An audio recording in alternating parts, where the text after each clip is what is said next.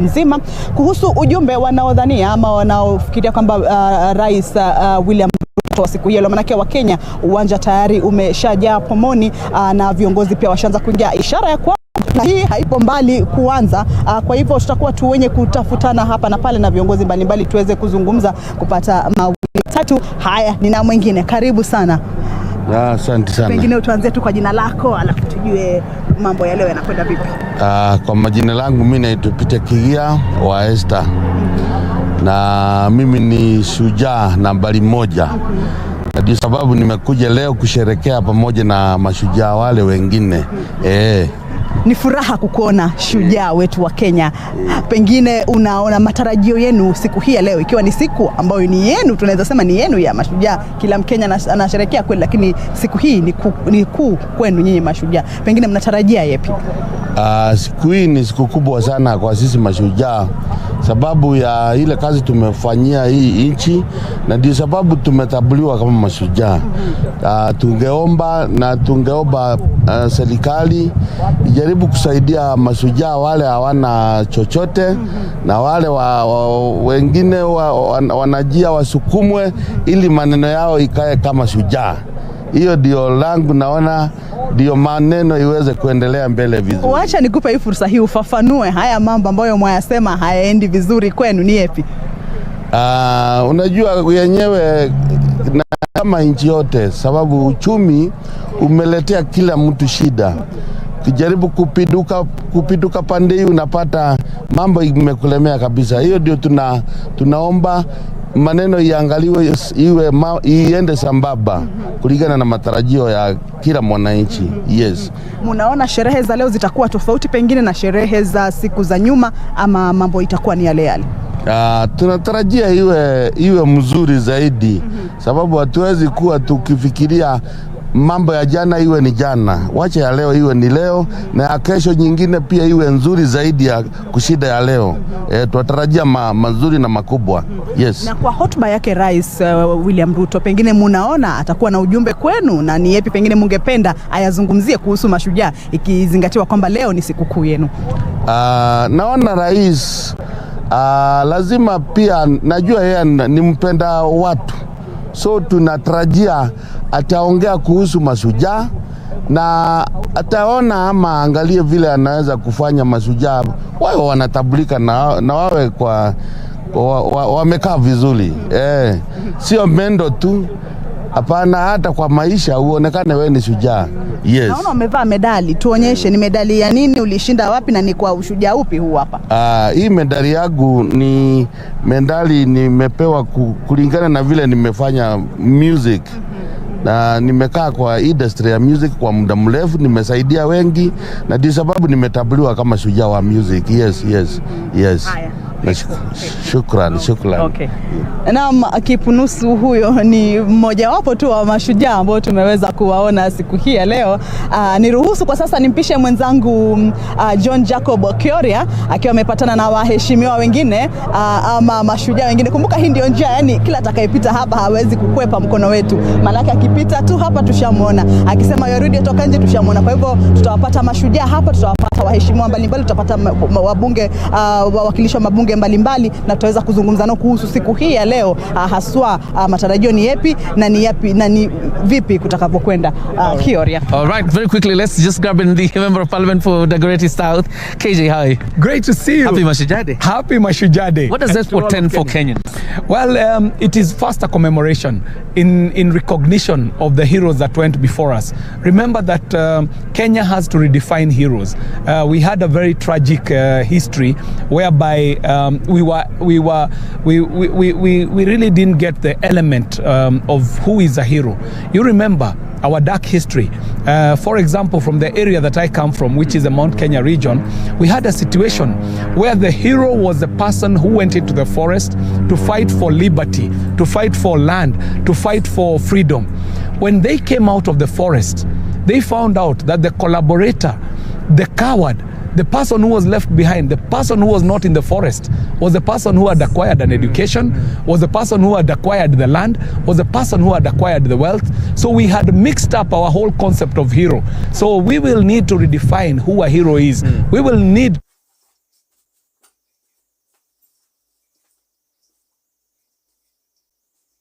to rewrite our history so that it is written from the perspective of the African, because we have gone through a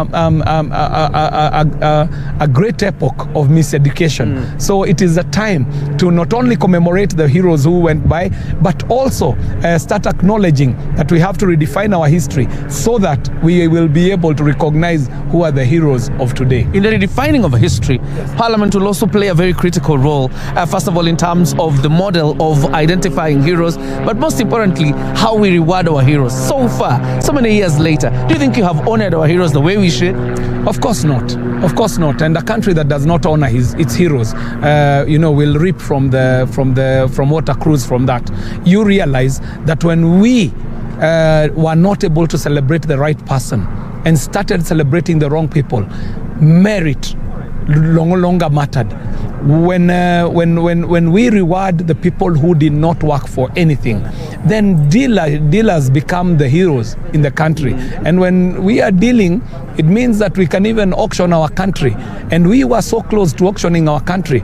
If you look at the debt in this country today, it is out of us not being able to define who our heroes are. Because if we knew who our heroes were, we would be celebrating them, not celebrating those who are dealing with our country. Yes. You were here in June, obviously, because of the celebrations that were here, the Madaraka celebrations. How different are today's celebrations, particularly happening at Uhuru Gardens, the same place as last year? Well, to bring it in our country. Is it actually a virgin to this country? No, it has been going on. Yeah. Don't we have people who have actually, you see, he's here, he's told you he was in the US.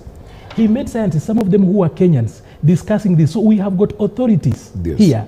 And when the president speaks, just a moment, when the president was speaking, did he sit down the cabinet and did conjecture? Is that how the cabinet works? Definitely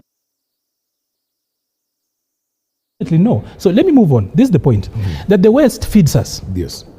They give us loans and they control us. They scare us from doing some other things, yet they survive on the same things. That's how they are building their own resources. Yeah. Then we run away from that. That speaks to another point, that these people are polluting the earth.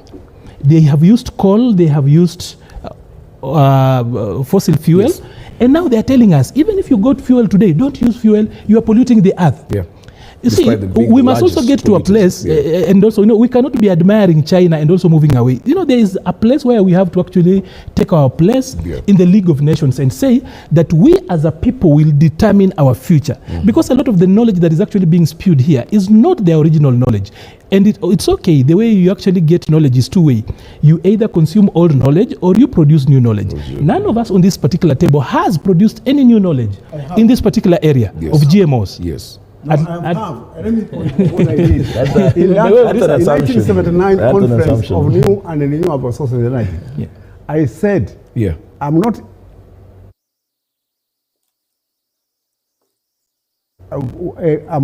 opposed to modification. I was talking from a theological point of view. I'm not talking to modifications in a plant. I want you to come and change the isotopes of the lignin of the maize stalk, so that when it is growing the maize, it also becomes hardened like any other wood, so that women don't have to go to harvest the forest where actually they are burning the banana stalk. They can use it for cooking and everything else, because you have strengthened and reinforced the genetic makeup of the stalk, not of the seed. Okay. So I'm saying, I'm not opposed to doing things to animals, not animals, to certain plants that we don't eat. What I'm using, which doesn't come into my body. Yes. Okay. When anything that comes to my mouth is the one I'm saying that should be carefully examined. I don't eat maize stalks. All right. So on that, I think I agree with the Reverend 100%. That we need a strong framework. But this idea of literally brushing everything aside. I've actually seen people tell us, for example, we are trying to put up a nuclear plant in Tana River. So you find local people supported by outsiders. Same outsiders who, for a place like France, for example, almost 70% of their energy is nuclear energy. Are telling us, no. And they are forcing government not to do that. We are forcing government. We can't use our oil in Turkana. No. We are moving on. The world is moving on. We have not even covered ourselves yet. He's been talking about the state being able to to create jobs from a Communist Party perspective. Yeah. So let's look at how, for example, China. Of course, China is not 100% communist, but how they've actually worked around, as in they say that theirs is communism with a Chinese characteristics. But then, of course, it's just capitalism, of course, that balances out. Yeah. They are communist when it favors them, and then they are capitalist when it is necessary. Yeah. So the point, it's true. You look at policy. Because you don't understand what communism is about. Just a moment. Can I just finish a point? No, because Let me finish. Let me finish. It's not an error. It's not an error. It's not an error. I want. No. I need to finish. I need to finish. I need to finish. No, I need to finish. This is the point that I don't need to be a communist to know whether this is communism or not. All of us have to look at how China has actually been run, what they are doing, and how they are achieving that.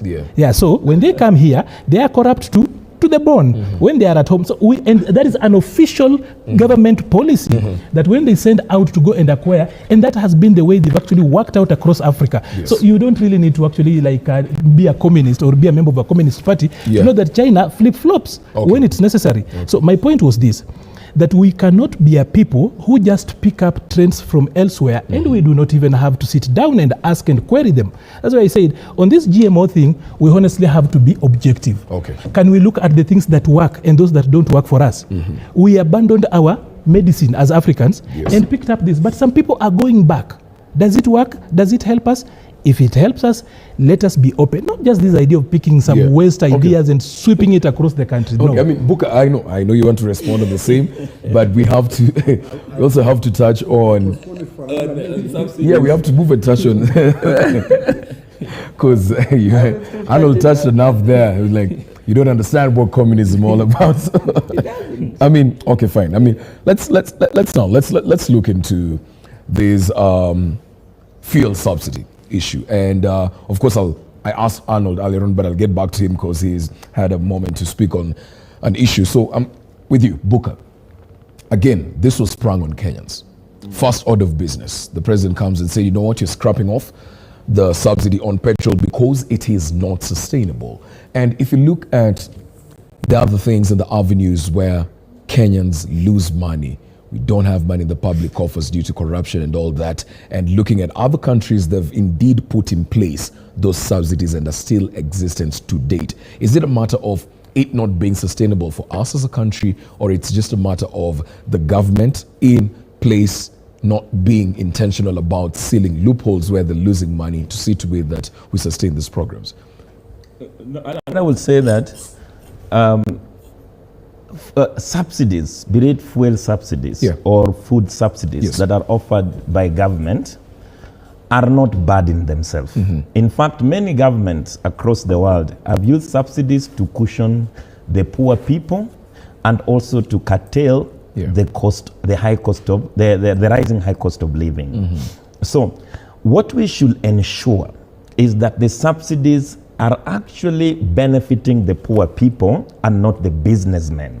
For example, it is logical for Mr. President to say that these fuel subsidies was being robbed by a few oil marketers. Up to there, we agree with Mr. Ruto. But then we are saying, do not scrap fuel subsidies because it will affect the cost of living of the poor people. Just make sure that the issue of fuel subsidies or food subsidies, the benefits are transferable to the poor majority of the Kenyan people. That is what we are saying. The second thing is the government is there. In fact, subsidies are the real bottom up. Because if you look at it this way, the government, where does the government get money? The government get money through taxation of the people. Now, we are saying that this taxation, if it is progressive,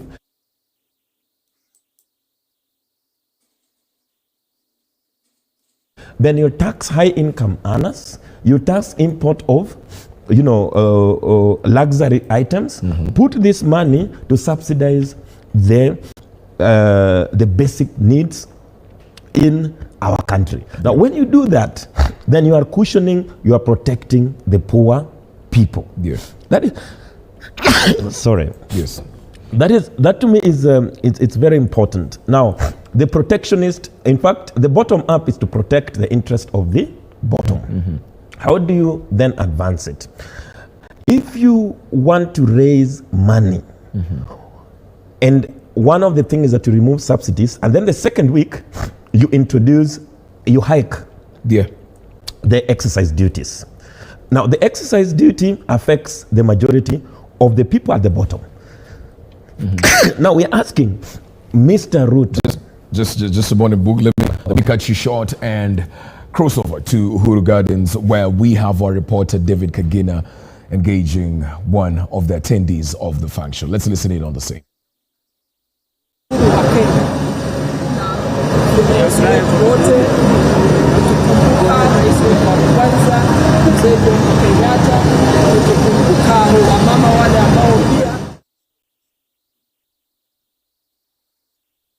Well, apologies for that. We have a slight technical hitch. We'll get the audio right, then get back to Kagina on the very same note. Buka, you were speaking on something before I cut you short, so just pick it up from there. So what I was saying, that in any government will want to, in fact, Reverend has reminded me of a very important analysis, that any policy that the government want to put in place, it must say which strata of society is that policy going to benefit. Now, any protection policies, for example, now we are talking about subsidized fertilizers for the farmers. Now, if you talk about fertilizers for the farmers, the people who are trading in fertilizer, that means if fertilizers, the market price is 83 shillings. The government says the farmers will buy it at 63 shillings. And that means the top up to the person, the seller, that is cost that is being transferred from the government. So what we're asking is that these subsidies, is it to feed on the profit of big business or to give benefits to the poor majority of the people? From the communist perspective, all government policies should be able to favor the lower stratas of the society. Now, in terms of, if you go to maybe without even going further into the debate that my friend was talking about, if you look at big business that have been campaigning to open Kenya as a market, what do they want to sell? And do we have standards? You know, even now, we still have difficult chemicals in our country. That means there are loopholes in our standardization process and government framework that allows still poison to come to this country. Those people are affecting who? Are they affecting the rich or the poor? In our own analysis, it's the poor people that continue to suffer when the government limits its control on even what is being the failure of the market. Okay, well, Reverend, if you're looking at it, it's a constant struggle of trying to strike the balance on who these policies affect. Is it the rich? Is it the poor? Okay. You were there when there was this, what's it called, your GML, where they were giving farmers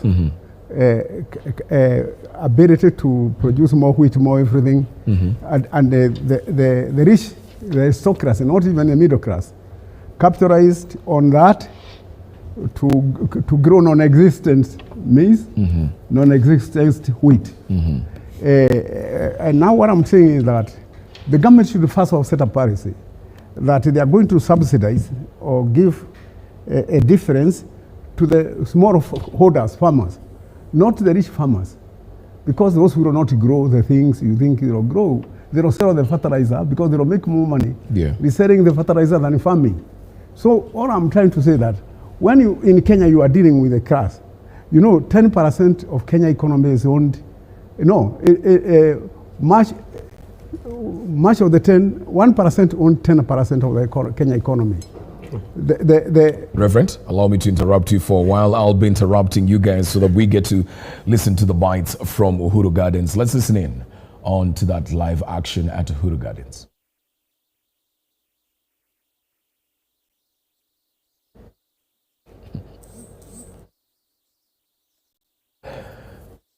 All right, interesting there. Just crossing over to Kagina, and we've just missed that particular guest. But that's it comes with the territory. That's how we're going to be operating today, trying to get a snap of who will be engaging our reporters down there. If we can, we'll be doing so immediately. If not, then we move on as we wait for the big day or the big time when the head of state will be arriving for the main function. Reverend, continue. Yes. The middle class and the aristocracy own 60% of the whole Kenya economy.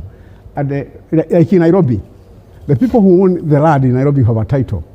Are only 10%. The rest are tenants at the will of the crown. You know the public the order, the land ordinance of 1902, which said that Kenya is a crown land, and the people, the Kenyans are tenants at the will of the crown, meaning they can be either work for settlers, they can whatever they do. So I'm saying that most of the Kenyans are tenants at the will of the government, because they don't own the land, they stay in Nairobi, and their majority, the 80% of more in Nairobi don't own where they stay. Yes. So I'm saying, when you are subsidizing, or you are doing anything or giving a leeway, you should think, what group are you helping? Are you helping the rich to become richer? Are you helping the owners to own more and to control and to ensure that you are saving the economy?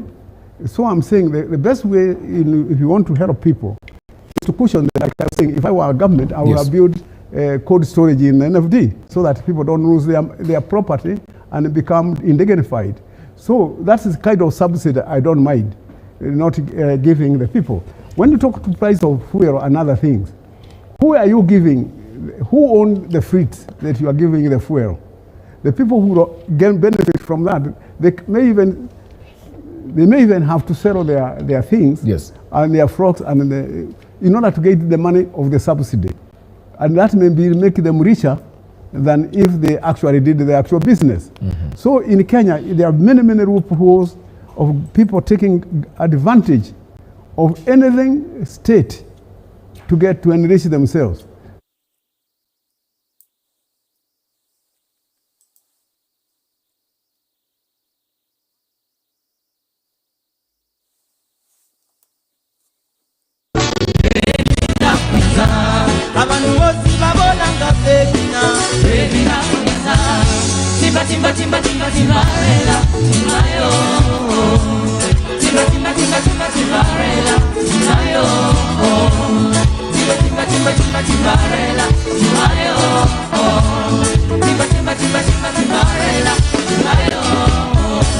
Shibala shosi shamanya, baby na kuyanza.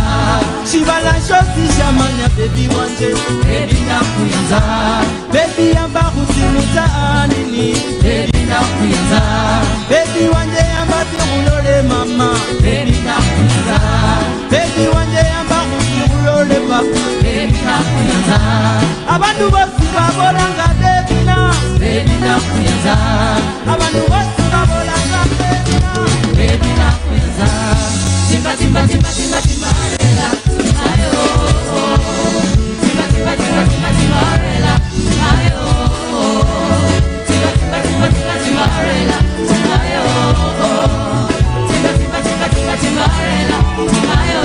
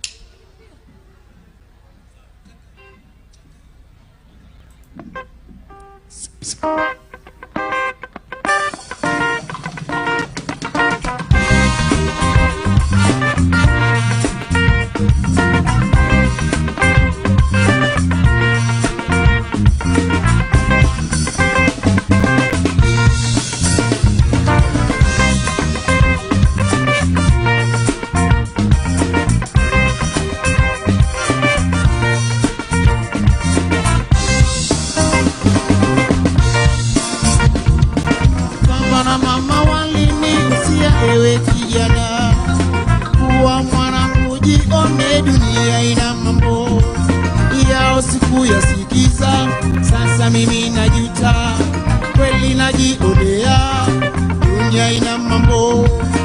Walinambia kijana jihadhari na ulimwengu, hao walimwengu si wazuri kwako kijana, yao siku yasikiza, sasa mimi najuta, kweli najionea, dunia ina mambo.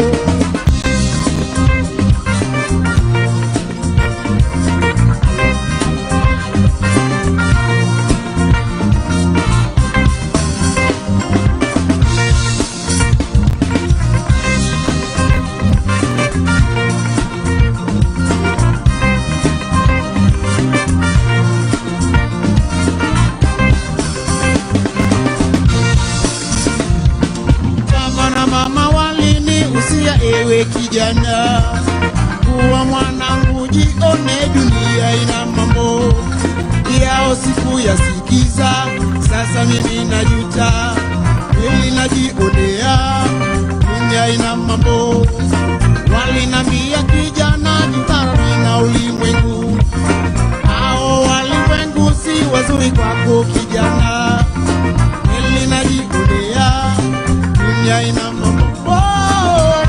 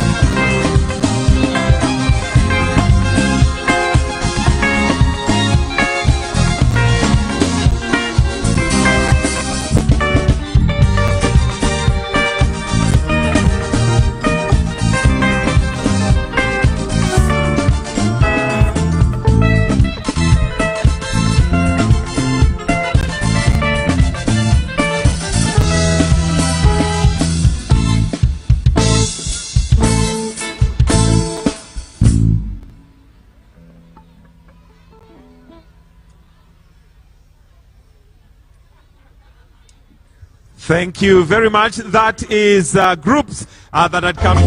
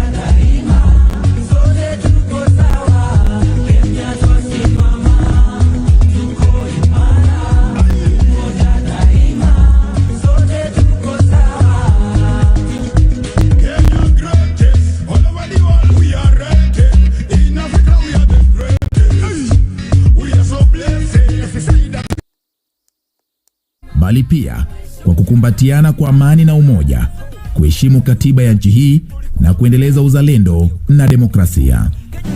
The people of Kenya rightly expect much of us. We have our work cut.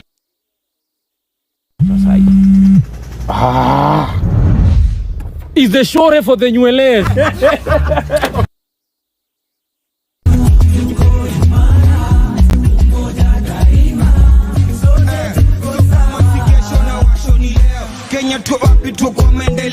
I got the talent, niko na keo. Shujaa na skantani mezaliwa leo. Kwa stadi notokia na hii style. Kisikiza mnadeko kabisa.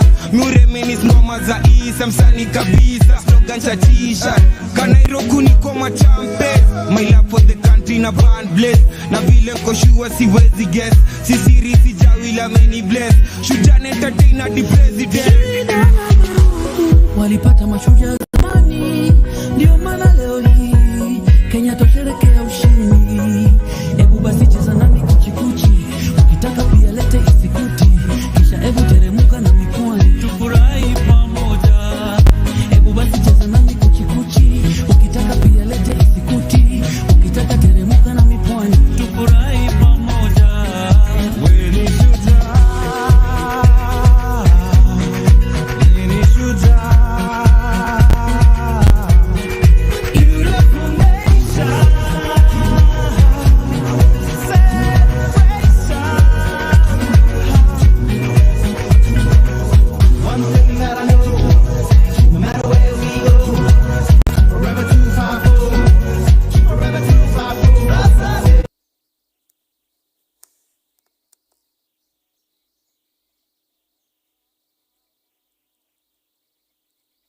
policies, and also to be able to implement the programs that was given to, including my budget, because I'm going to do a priority based on what I told the Kenyan people. Need the right number of people in parliament to pass those policies. So I do not have a problem with any ruling party forming alliances to further the delivery of their policy. The second thing is parliamentarism, that is meant to do oversight to the executive. In fact, the legislation, I think, has three issues in the constitution, the three functions. The primary one, of course, is oversight, and then there is, I think, representation, and of course, during the oversight, they mean then legislation as the last one. But you realize that today, for example, if journalists would like a law to advance the welfare of the journalist and they wanted to go to the parliament, you know what they will do? They will have to lobby the members of parliament, and even including, in fact, I see KEPSA there, Kenya Private Sector Alliance, even taking them to Mombasa to pass a law to protect the private sector interest. So that means the legislators in our parliament, it's actually an auction place. So that means if you have money and you walk in there, during Jubilee administration is even worse. When the government wanted to pass any law, they will be entertained with drinks at State House and envelopes will go around. So the people who need to really build the institutions that I think my comrade here, Reverend Joe, has talked about, that for us to see a proactive legislative assembly, we should be able to institutionalize and build.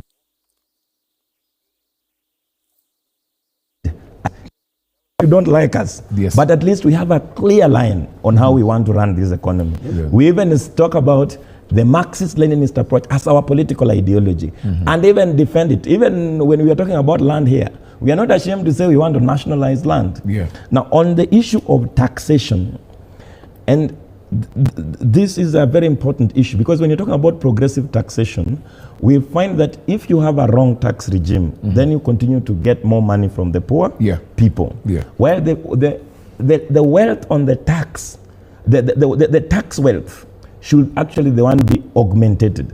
If you made 400 billion in terms of profit, like I see most multinationals are making in this country, then, you know, in my opinion, even 50% tax on that will give government the revenue. So when you say we are plugging a subsidy, in my opinion, the government is meant to bring equality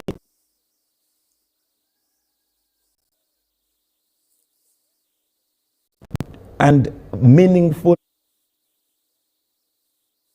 life with dignity for every citizen. So that means if you made 400 billion, there is nothing wrong with the government taxing it to give subsidies to cushion the poor people, instead of broadening the taxation for basic needs like fuel. And then there is another era that my comrade here talked about. He looked at fuel as the people who are driving. Fuel is actually a big issue. It's in manufacturing, it is in transportation of agricultural products.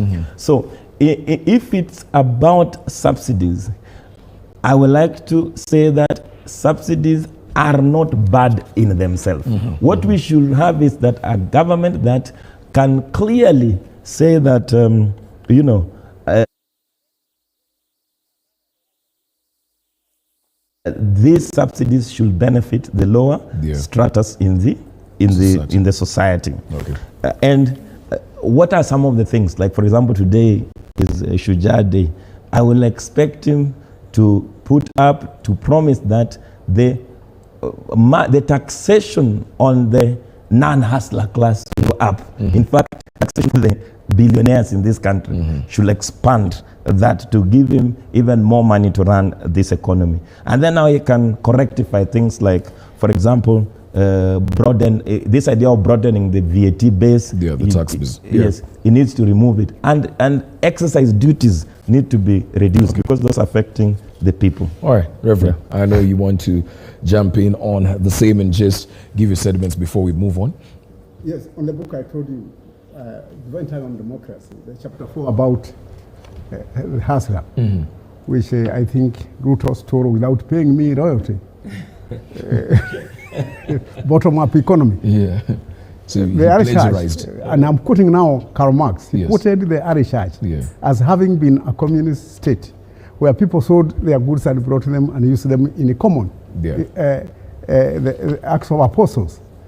He used that very heavily, even in the Communism Manifesto, saying that the church, they call it communion. Rev, again, sorry, I keep on cutting you short, but we have the Kirinyaga governor coming to us live from Kirinyaga. I want to presume so. I've not necessarily got in the direction on that front, but let's just cross over. She's made her way to Uhuru Gardens in attendance of that particular feat. Let's listen in on what she has to say. And all those who work night and day in the hustler nation to make this country what it is. As part of the government, a leader, do you feel these Shujaas have been properly and well celebrated? I think we are celebrating as well as one, recognizing them, and the fact that we have chosen to mark today as a day of celebration and to be here is an effort to recognize everyone's contribution to making this country what it is today. Thank you. Thank you. Happy Mashujaa.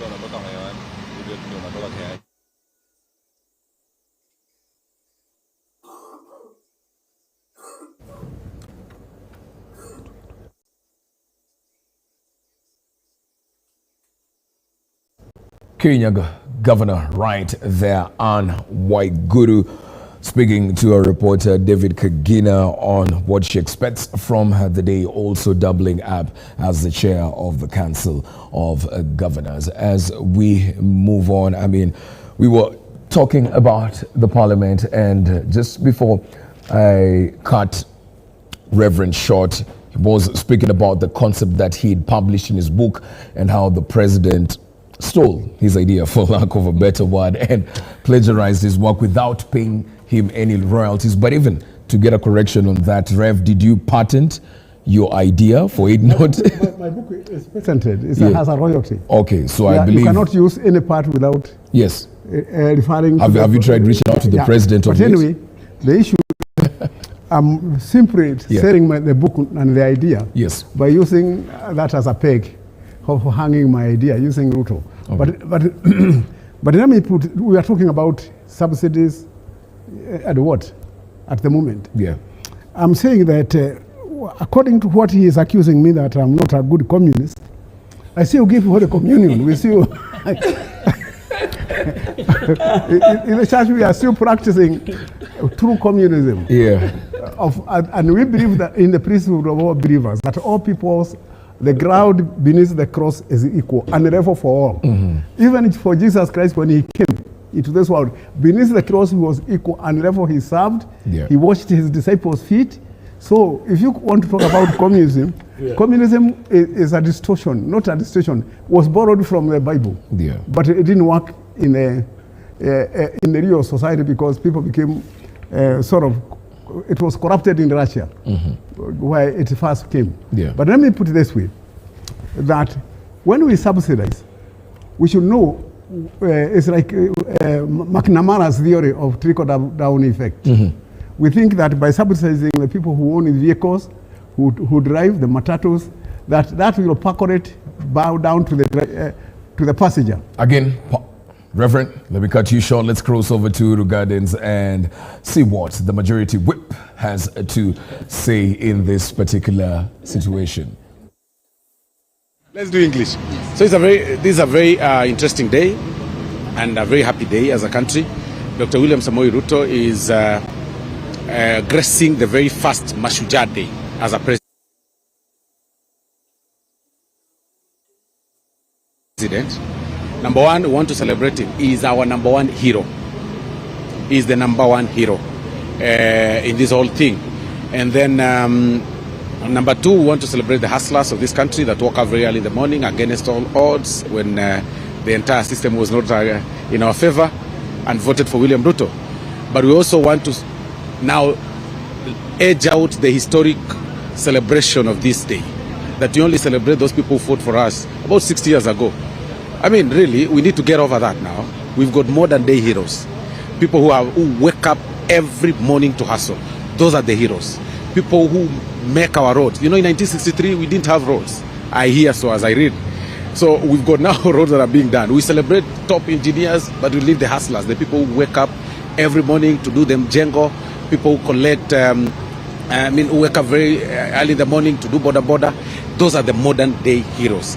Our people, our marathon team that runs up and down, the guys who do events every now and then, those are the people that we need to celebrate as a country. And I think that is what I'm looking forward to as we start this particular thing. So, thank you.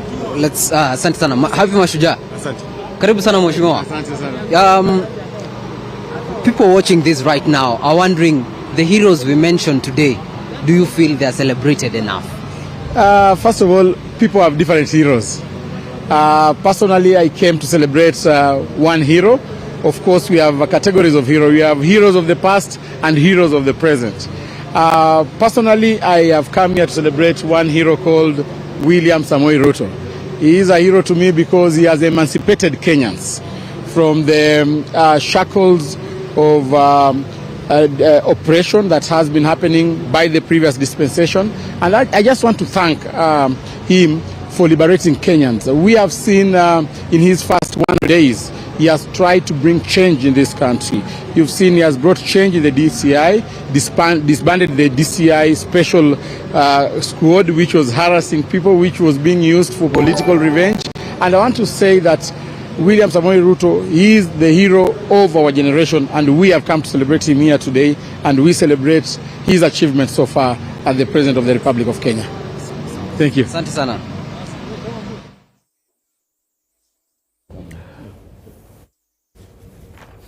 Well, live pictures coming to you live again from Uhuru Gardens.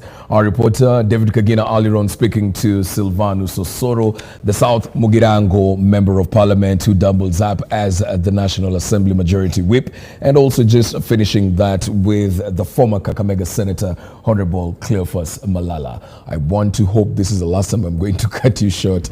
Reverend Tim, you can just continue. Oh, you want me to continue? Yeah, oh, no, just finish up your I was point. trying to say that he accused me of not being communist, where actually, by nature of being a Christian, you are a communist, in that you agree with the fellowship, communion, and all those things. The issue is that, do you agree that you care for everybody through your system of governance? Because all religion is a form of governance. It's a practice of our faith as equal people, created in God's image as one and equal. So let me put it this way. When you come to subsidy, because what the issue are, we have already criticized the McNamara theory of trickle-down effect so much that we say it doesn't trickle down. But now you have in Kenya, we used to have price control, which was like a similar program that if you top the prices, it will go down to the bottom. It will help the poor. But you don't know what are the markup of the goods you are controlling, and people can raise them up so that the control doesn't work. Okay. Secondly, now you are saying subsidies. Still, you can't change them. You don't dictate the markup of how people are selling their unga. If you are selling 80 shillings a kilogram or a packet, and you know that there is going to be subsidies, you can be very, very rich through subsidies by selling your crops. If government is given 30 shillings, you can raise your price to 110 shillings, so that you get the 30 shillings without having your investment remaining the same. So I'm saying that Kenya people are very weird. They are self traders. They will trade on every opportunity given publicly by the government. For example, the parliament is a slave trading is slave traders, but all political parties, except perhaps his communist one, are slave trading companies. They trade and get rich through votes that they are given by people, are the property, the votes are the utility which they trade with to get money, to be taken to Mombasa for a holiday, to pass the laws that are conducive to the companies, and to also to be robbed for, because they are traders.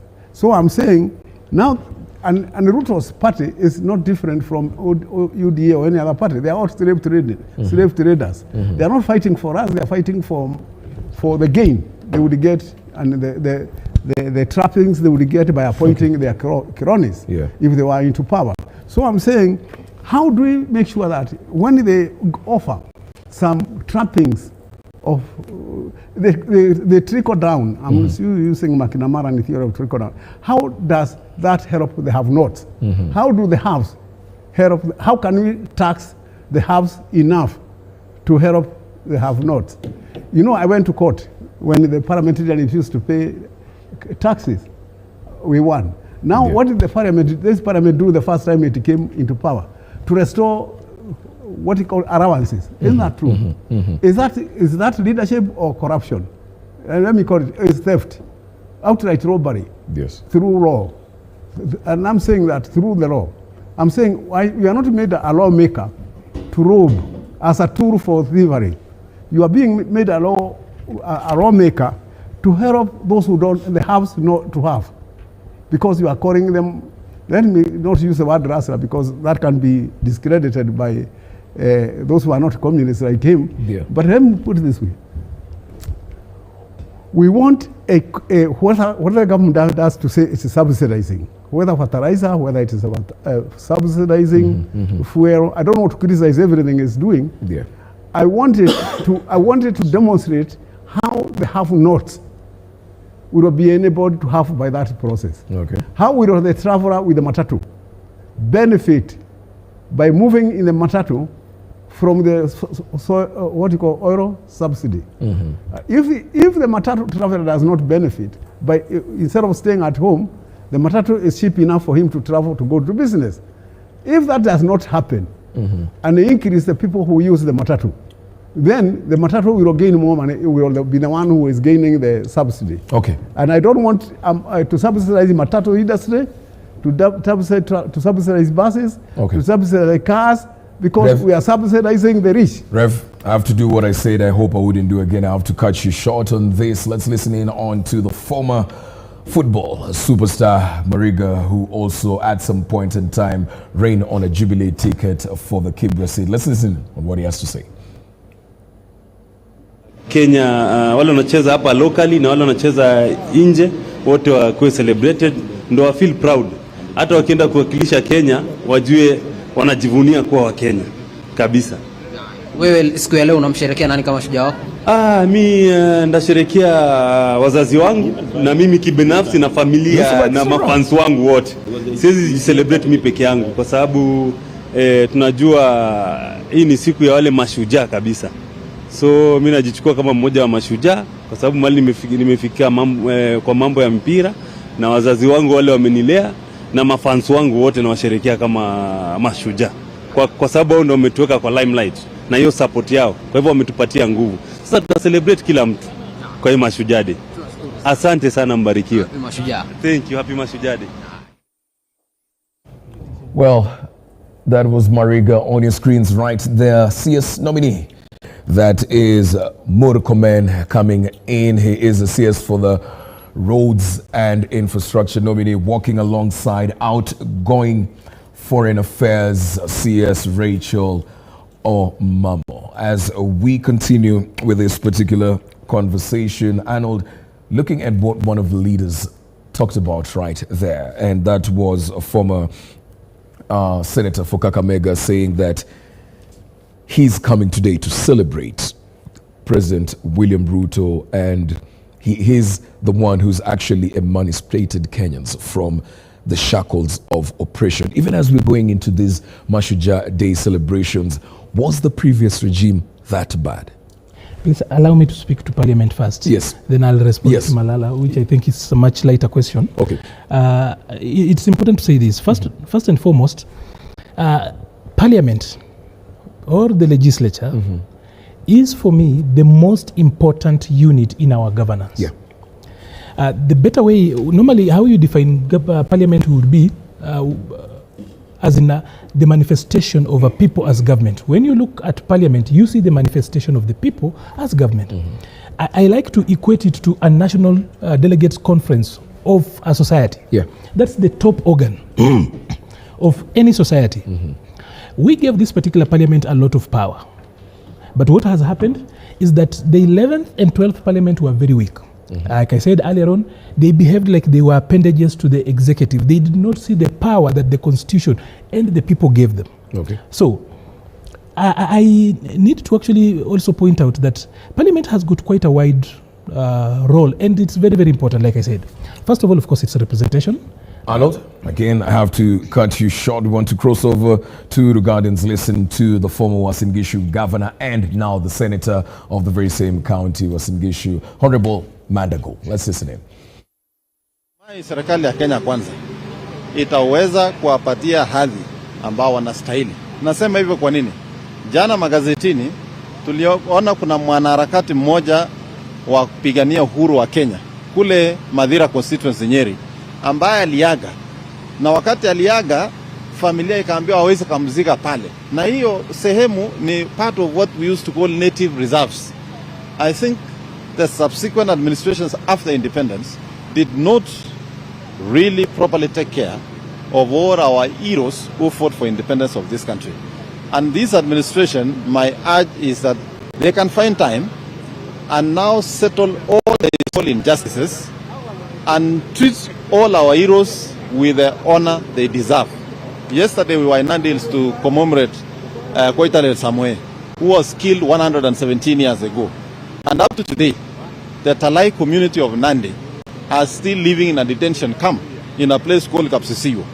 And the British and the so-called multinationals and the Black Wazungu are still occupying the fertile lands of Nandi County in the name of tea estates and many other.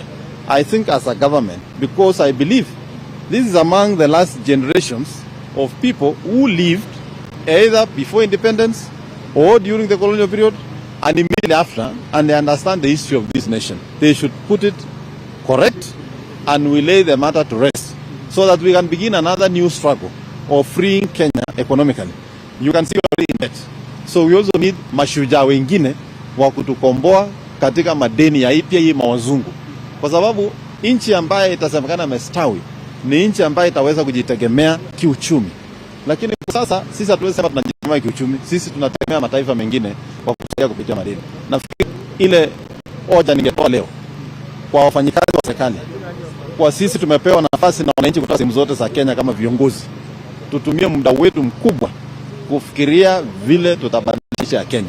Maisha ya Kenya yabadilika hata sisi yetu maafisa wa serikali na serikali na raia wa Kenya. Asanteni sana. This is Right 24. Yes. Okay. Welcome, Waziri. Today we're celebrating heroes. In your opinion, do you feel celebrating? We have celebrated the heroes. Thank you for this beautiful morning. Have we celebrated our heroes enough? I think as we come to Uhuru, the heroic grounds where we raise our flags, our days of independence, it is a true reflection of how we value heroes. We can do better, we're going to do better, but it could not be better that we have come to the grounds ready today in the status in which it is to celebrate our heroes. So yes, we celebrating our heroes, we can celebrate them better, but sadly with this monumental building, the grounds, the gardens, it is a true testimony of how we value our heroes. Heroes aided in the country getting its independence. With the independence we have now, do you feel we have maximized it? I think the journey going forward is we have a journey with challenges, and looking from what the heroes did for this country and what's ahead of us, given the globalization nature of the economy, the cost of living, the challenges of energy cost and petroleum cost, given the fact that what happens in Ukraine today or what happens in any part of the world impacts on the Kenya economy is one thing that we have to address because we live today in a global village. And congratulations on your vetting, wishing you all the best. Shukuru, asante. Yeah.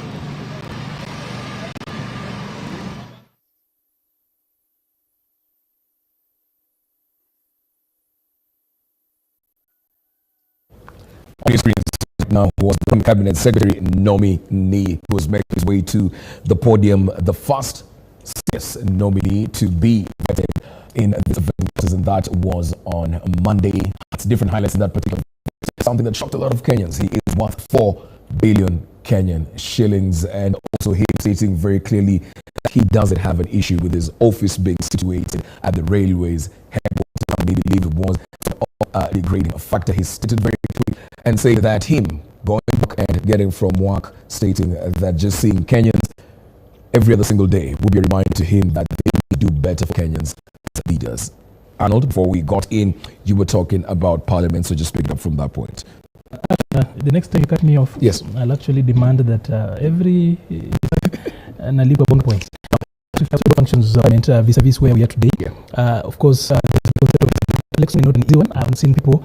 We want to throw it down and make it just easy, but representation is actually the reason why we even have got Parliament. Like the basic definition has been that Parliament is the manifestation of the people. So representation, then there's legislation.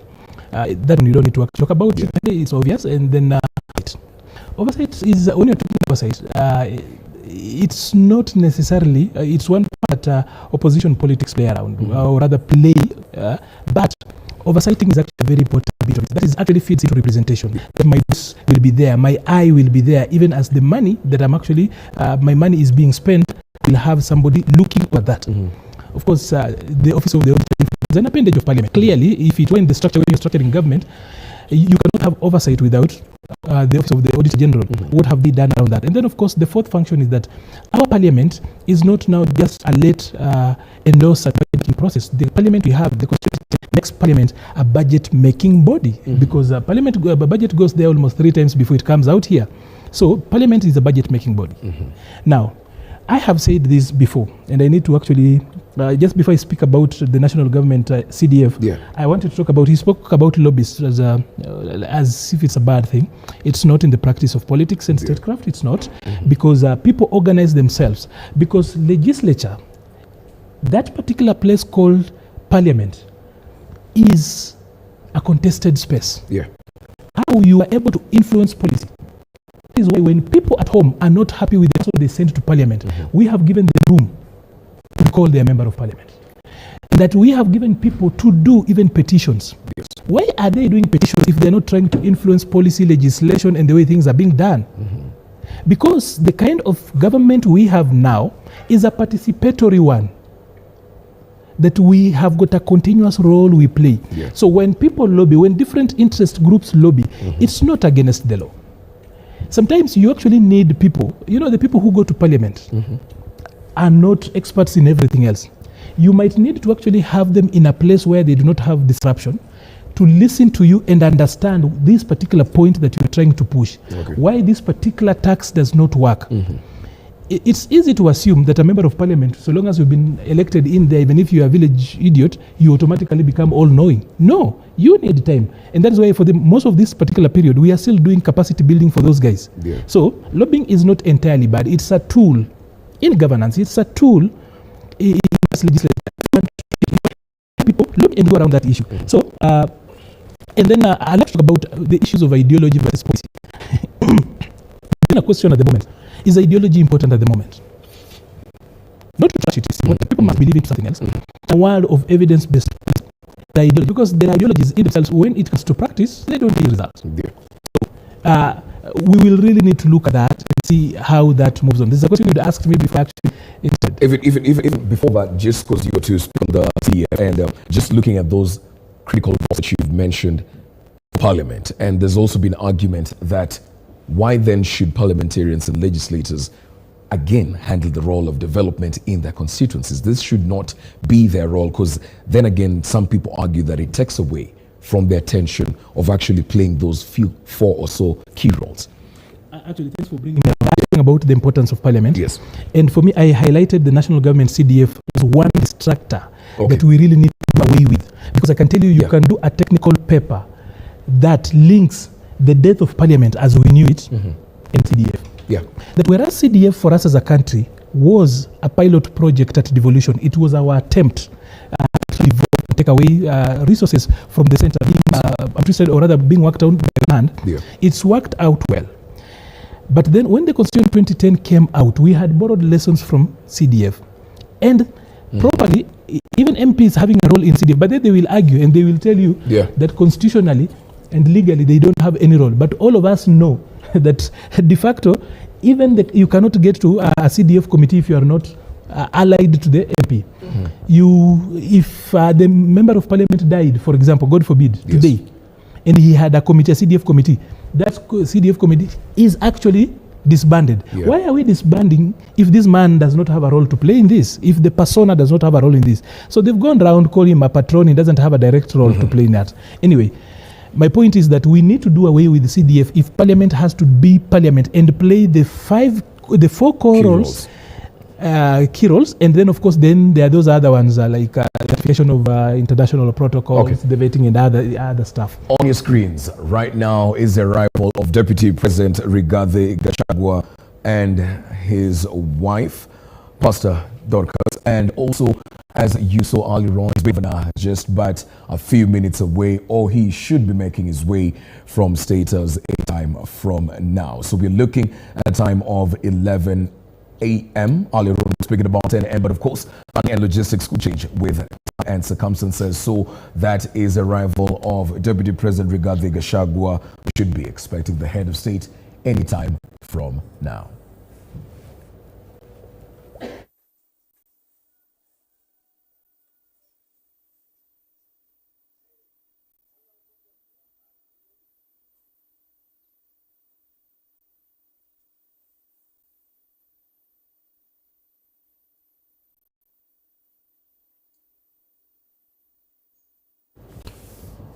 All right, as we continue now on Arnold's point, Booker, we're talking about CDF, and Arnold has made it very clear that he's been very verbal and consistent on the fact that CDF is a distractor from the four or so key roles that should be played by legislators. But then again, on the flip side, there's the argument that that money has aided in certain aspects that wouldn't have actually been seen to see the fruit of, or the day of light, if in any case that wasn't the case. Why do you think it has been a key problem for legislators to let go of this fund and just focus on those key roles so that we have a sane country, for lack of a better word?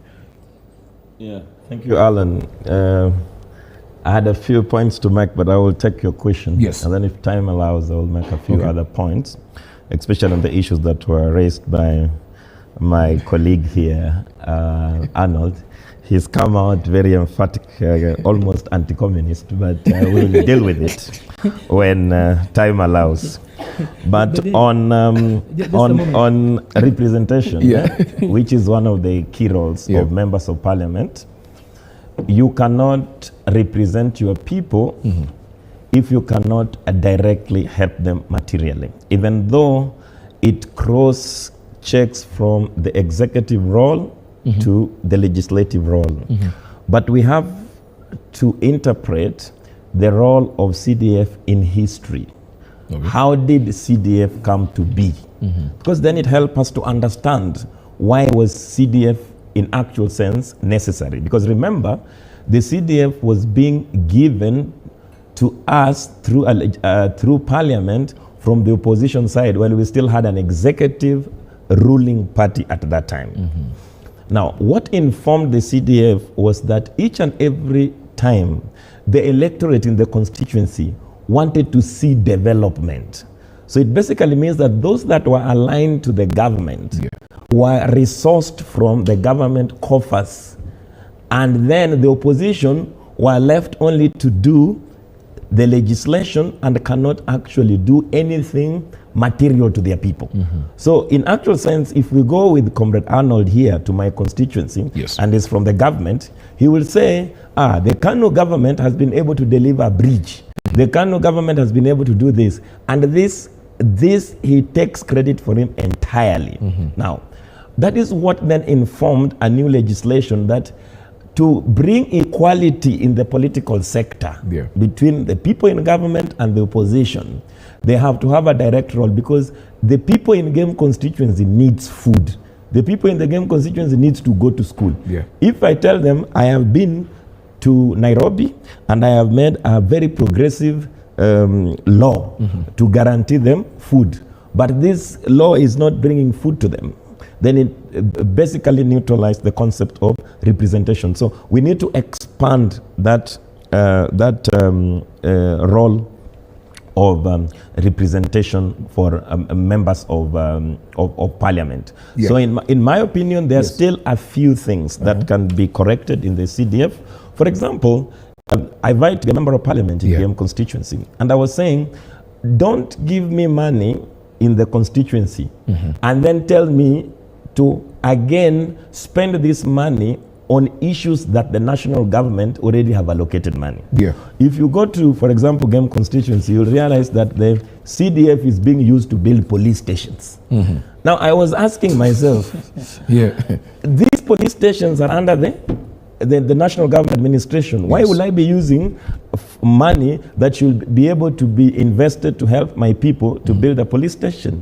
The next thing is you find that now the members of parliament are starting some buildings in schools in the name of CDF. These schools are under the Ministry of Education.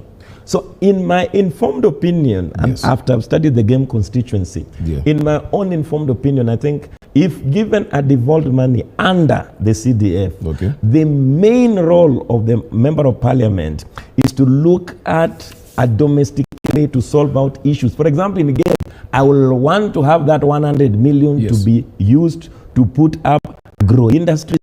Booker, just before I move to Rev, as we wind down on the issue of CDF, it was ruled null and void by the courts. And earlier on this year or some time back, the legislators come after we formed this 13th parliament and they say, you know, what was ruled out was CDF and not NG-CDF. So they say that is still in place. Of course, I don't know if it's politics, but that's a story for another day. Now, the proposal that was given that this is money that's going to be handled by the National Treasury, in the sense that the only role the legislator is going to play is to see to it that he or she gives instructions of where the money is going to be channeled to. I don't know if that is an option of taming this wastage of resources and curbing this, or how do we deal with this? You see, the wastage of resources is about management of a devolved resource. For example, tomorrow, if you say remove the devolved funds to the counties because they are being wasted, I think that is not logical enough. The thing is, how do we make CDF more impactful to the poor communities? So we maintain it. In my opinion, CDF should be maintained, and the local member of parliament should be able to use that money to address each and every important concerns without being dictated from the national government. How? In fact, in my priority list, if the Ministry of Industrialization has not put up an industry in Game and I want to put one to help them employing my people, then I should do a public participation to the people and give the accounts that the Game people will have an industry, because that is what they need at the most. And then the role of the national government also do it. But the history of CDF should be to empower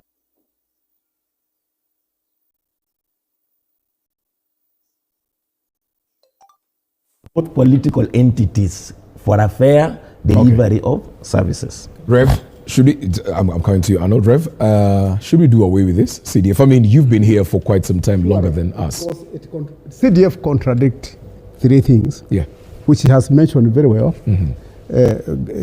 Parliament is a policy maker, even on matters and oversight. And then he said, and I shouldn't have added approval. The budget is made by executive, represented for approval or disapproval, whatever it is. That's what part of oversight. So let me go now to CDF. When the CDF came, I became a member of the committee of Muite's constituency, CDF. And when the money was to be allocated to various projects, I refused almost all of them. Part of the project was Chief had a list of people who need scholarships. Yeah. Hero Rocket. But those who are ghost scholarship demands, I investigated, issued to the chief, and he became saved out of that. Were the rejects, were the rejects successful? No. Then all the projects, the real ones, which were not ghost. Then we did. I was also what you call a trustee of the Center for Governance Development. Okay. We did the research on CDF, how money it is used all over the country. There are CDF which went to the family of directly to the family members of the MP. The other one money, he started a project, and when he left, another MP came and he started a new one. Those are still today. No, I'm telling you the truth. Okay. That is successor doesn't inherit the credit of another person. He wants his own credit. Okay. Then the other one is CDF money is not even used. And so forth. Then what he has mentioned, I don't want to repeat it, that some projects belong to the government. There's no need of having them. So now that one is so CDF should go and go forever and ever. Amen. Because it doubles and it duplicates the executive. All right. Okay, the president has arrived, and I'm being told right now that we have to wrap up this conversation. The man of the hour has made his way to Uhuru Garden, so we expect this ceremony to officially kick off any minute from now. What are you seeing on your screens? Live pictures. And as I was talking, we've just received the live pictures of his entourage, the car of the presidential escort right there. That is always the leading car of that envoy making its way into Uhuru Gardens. Let's listen away. Basi wakati wowote tokea sasa tutakuwa tunampokea mgeni wetu rasmi siku ya leo, na kilele cha sherehe hizi itaweza kuwa ni hotuba yake Mheshimiwa Rais na Amiri Jeshi Mkuu majeshi yote ya ulinzi. Wananchi, tunazidi kuwakumbusha wale ambao wamevalia kofia za chepeo ama kofia zisizokuwa rasmi kuweza kuzivua wakati wa wimbo wa taifa na wimbo wa Jumuiya ya Afrika Mashariki. Na hali kadhalika kuwakumbusha kwamba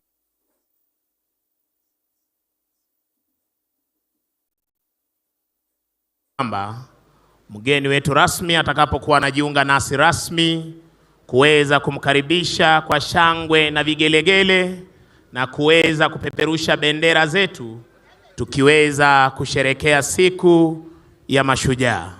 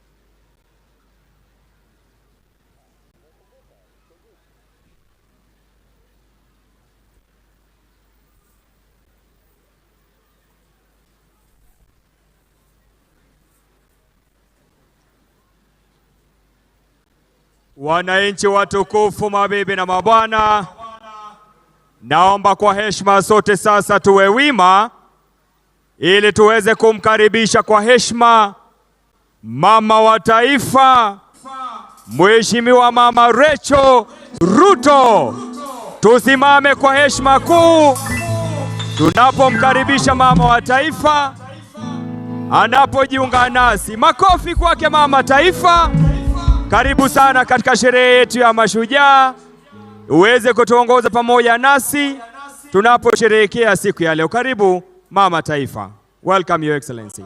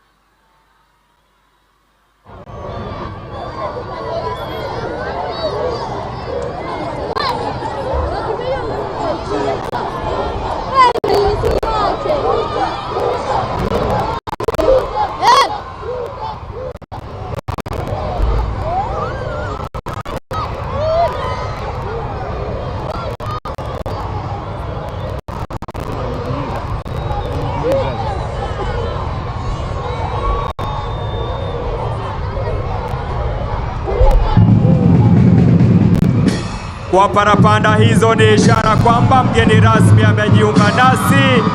Mabibi na mabwana, tusimame sote na kwa furaha tumkaribishe Barul Commandos. Tuende moja. Karibu. Karibu. Moja. Karibu. Wapi shangwe na vigelegele wanafunzi wetu. Karibu. Moja. Karibu. Mheshimiwa Rais, utuongoze kwa sherehe ya Mashujaa. Karibu. Karibu. Tuendelee kumkaribisha Mheshimiwa Rais anapojiunga nasi. Moja. Mbili. Karibu. Karibu. Moja. Mbili. Wapi shangwe? Wapi vigelegele? Karibu. Moja. Karibu. Mheshimiwa Rais, utuongoze kwa sherehe ya Mashujaa. Tumpongeze Mheshimiwa Rais, peperusha bendera. Moja. Karibu. Moja. Moja. Mbili. Karibu. Mheshimiwa Rais, utuongoze kwa sherehe ya Mashujaa. Karibu. Karibu. Mheshimiwa Daktari William Samoei Ruto. Karibu. Mheshimiwa Rais, utuongoze kwa sherehe ya leo. Moja. Mbili.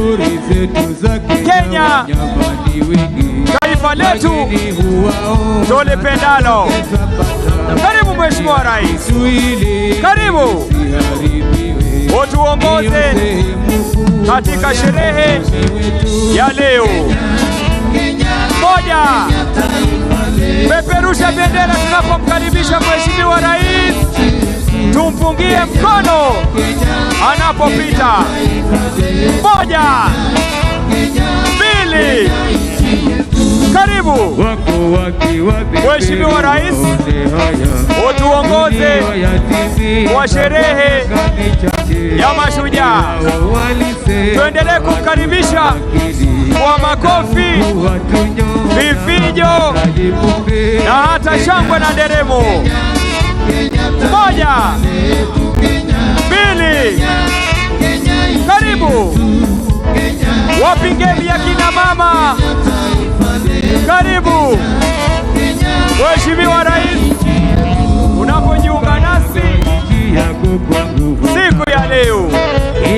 Karibu Mheshimiwa Rais. Moja. Mbili. Karibu Mheshimiwa Daktari William Samoei Arap Ruto. Moja. Mbili.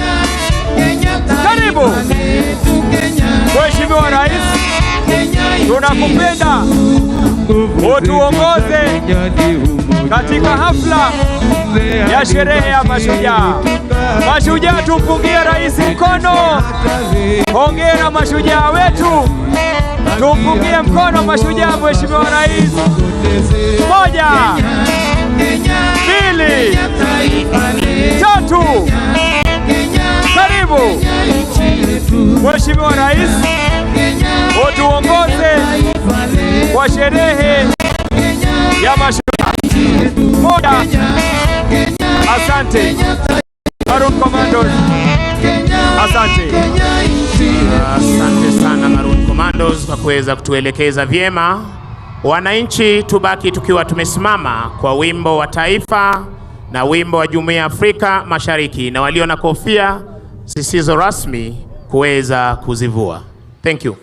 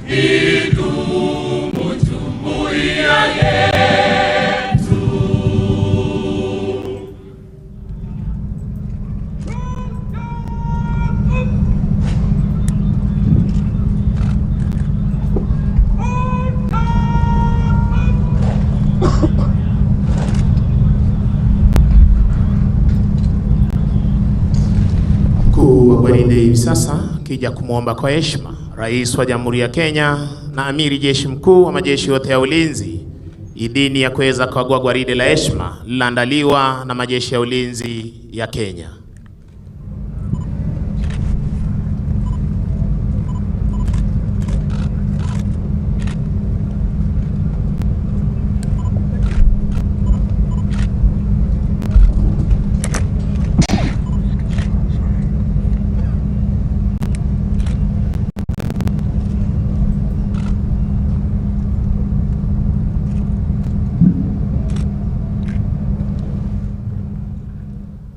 Asanteni kwa heshima, tunaweza kuketi tafadhali.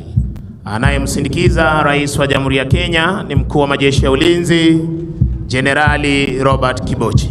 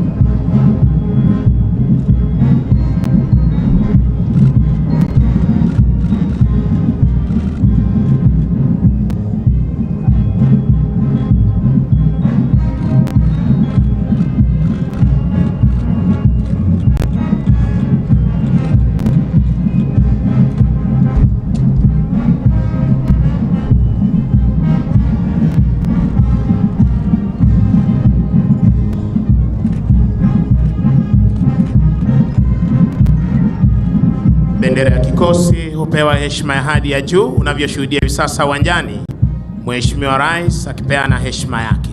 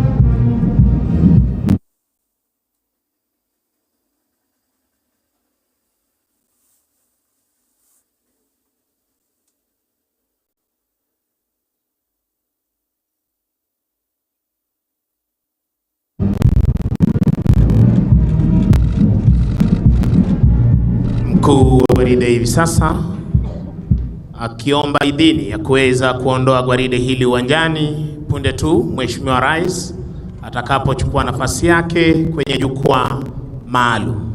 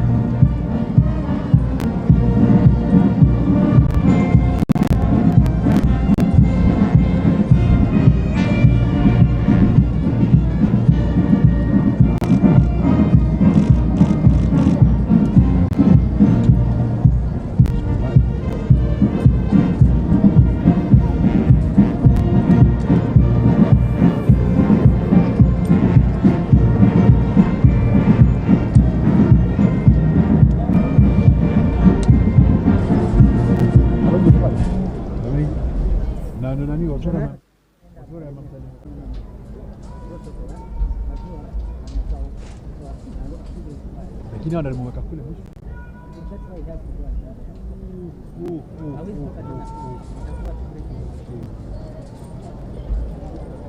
Ndio kwa namba mwisho kwa nani? Kuna Juma. Monica Juma, dada yake mdogo.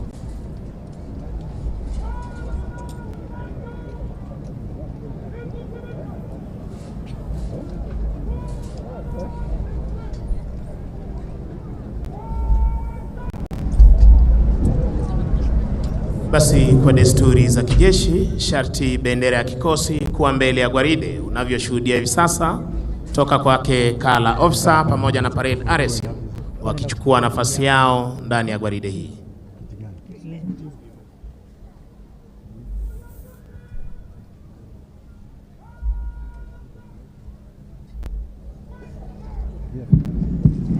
Mheshimiwa Rais, kwa amri hiyo, wanajeshi hawa hivi sasa wanaondoka uwanjani kupata kujiunga na wenzao kuzidi kudumisha ulinzi wa taifa letu la Kenya, kuhakikisha kwamba mipaka yetu iko salama masaa 24, anga letu liko salama masaa 24, na fuo za bahari zetu ziko salama masaa 24.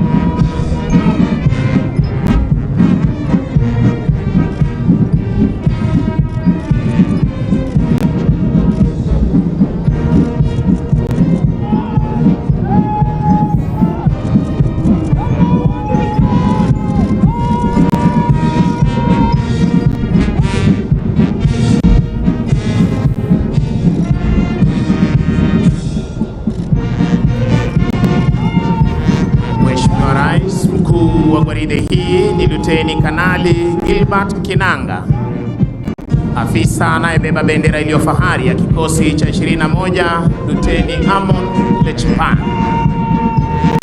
Mavazi mekundu, jeshi letu la nchi kavu.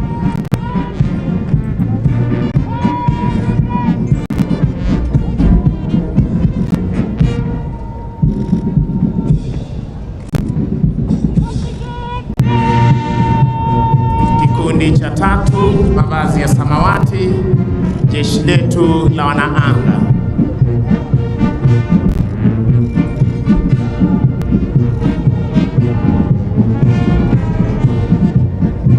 Kikundi cha 4, mavazi meupe, jeshi letu la wanamaji. Mwisho kabisa ni Parade Adjutant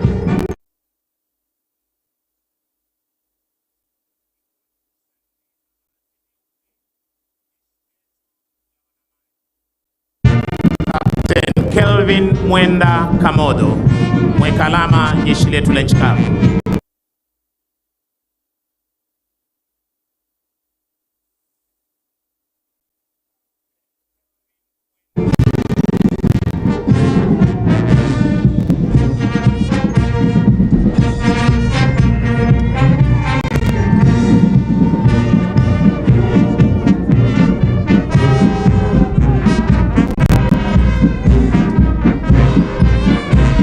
Rais, hata gwaride la vikundi pamoja na asasi nyingine za usalama liliandaliwa na majeshi ya ulinzi na hali kadhalika asasi nyingine za usalama. Kwa mengi zaidi nitampisha Koplo Jabiri Banzi. Asante Mheshimiwa Rais. Inafuata gwaride la vikosi vya usalama wakiongozwa na jeshi letu la nchi kavu wakiwa kwenye mavazi yao mazito ya kivita, A Company wakiongozwa na Meja Benjamin Kipkosgei.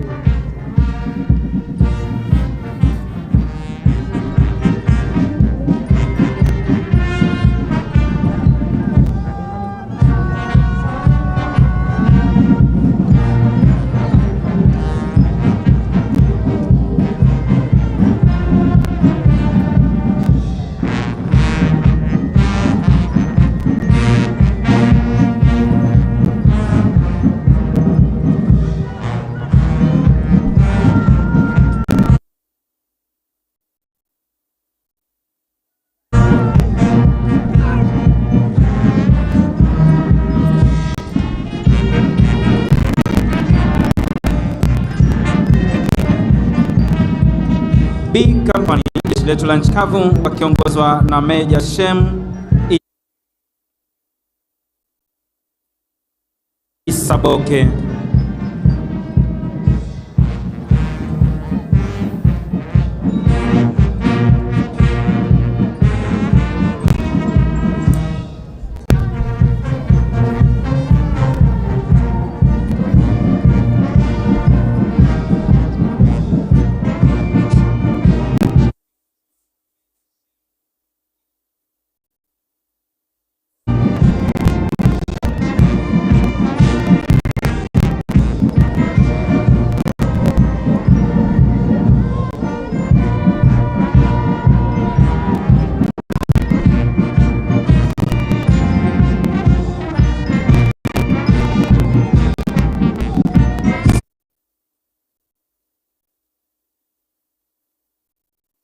Company, jeshi la nchi kavu wakiongozwa na Meja Geoffrey Kiprono.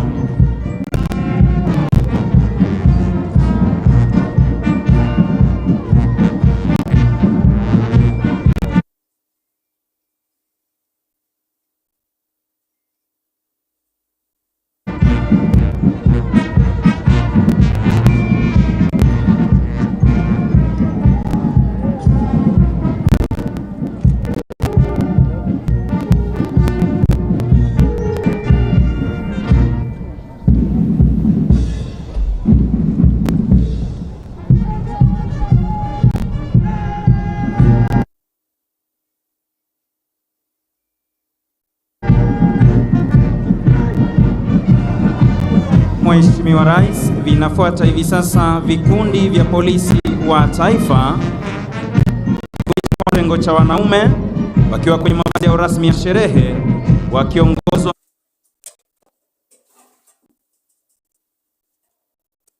na Contingent Commander Madam Superintendent Mumina Yusuf Ali.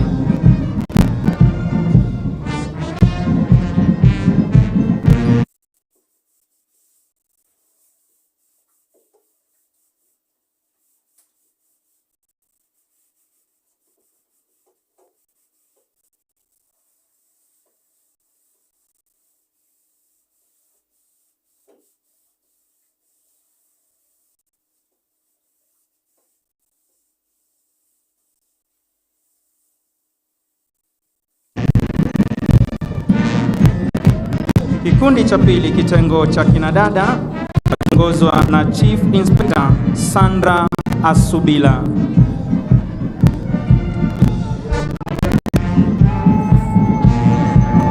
Mheshimiwa Rais, kinafuata hivi sasa kikundi cha GSU, kikundi cha kwanza wakiwa kwenye mavazi yao rasmi ya sherehe wakiongozwa na Chief Inspector Rich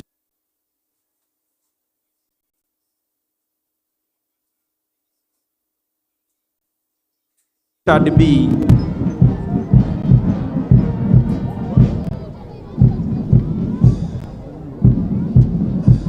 Kikundi cha pili wakiwa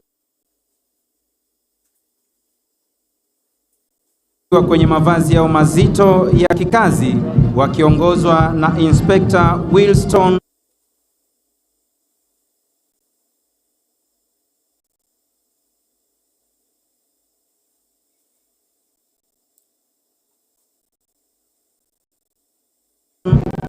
Onimo.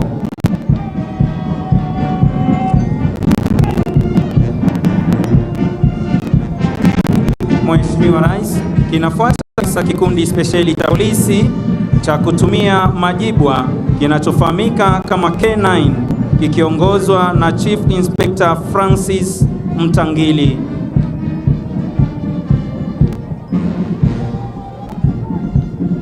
Mheshimiwa Rais, inafuata hivi sasa ni vikundi vya askari wa utawala Administration Police. Kikundi cha kwanza wakiwa kwenye mavazi ya rasmi ya sherehe wakiongozwa na Superintendent Enos Maloba.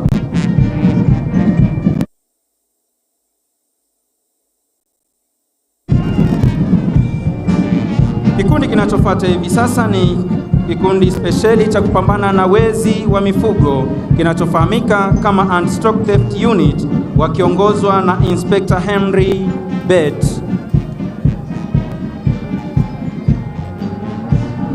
Kinafuata hivi sasa kikundi cha Rapid Deployment Unit wakiongozwa na Inspector Martin Gitonga. Kinafuata hivi sasa kikundi kinachofahamika kama Border Patrol Unit wakiwa kwenye mavazi ya rasmi ya kikazi wakiongozwa na Inspector Peter Sendeu. Mheshimiwa Rais, kinafuata hivi sasa kikosi kinachochunga fuo zetu za bahari kinachofahamika kama Kenya Coast Guard kikiongozwa na Luteni daraja la pili Galgalo K. Galgalo.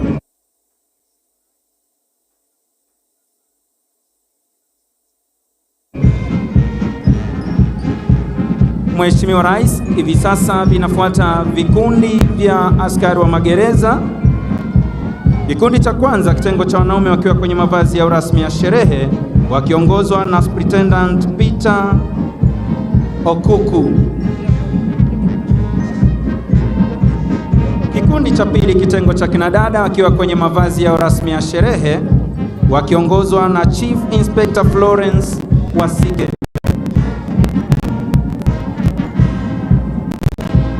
Kikundi cha tatu wakiwa kwenye mavazi yao rasmi ya kupambana na ghasia wakiongozwa na Hanson Kipyegon.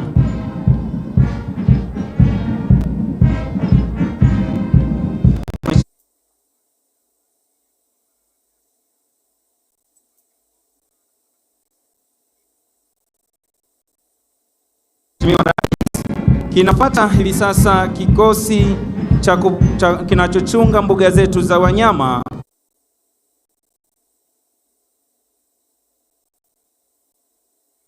kinachofahamika kama Kenya Wildlife wakiongozwa na Assistant Warden 1 Stephen Oth. Kinafuata hivi sasa kikosi kinachochunga misitu yetu Kenya Forest Service wakiwa kwenye mavazi ya rasmi ya kikazi wakiongozwa na Chief Inspector Wilson Muru.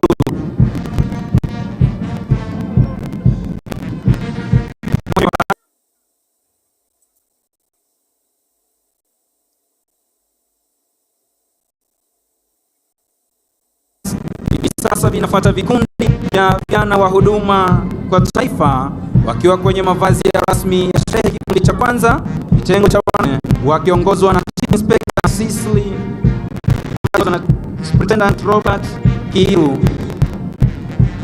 Kikundi cha pili kitengo cha kinadada wakiwa kwenye mavazi ya rasmi wakiongozwa na Chief Inspector Cecily Njuki.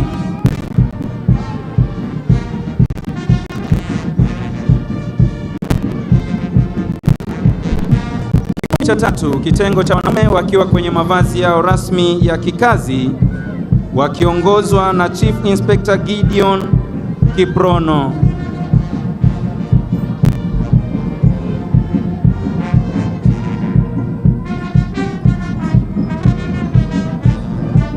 Kikundi cha tatu kitengo cha kinadada wakiwa kwenye mavazi yao rasmi ya kazi wakiongozwa na Chief Inspector Lucy Chege.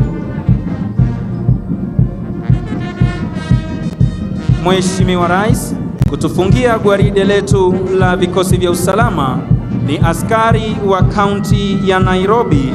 Kikundi cha kwanza kitengo cha wanaume wakiwa kwenye mavazi ya rasmi ya sherehe wakiongozwa na Chief Inspector Stephen Karanja. Kikundi cha pili kitengo cha kinadada wakiwa kwenye mavazi ya rasmi ya sherehe wakiongozwa na Inspector Karen Adulo. Huo ndio mwisho wa gwaride la vikosi vyetu vya usalama, na nitampisha mwenzangu Sergeant George Kisuya aweze kutuletea tamasha la ndege.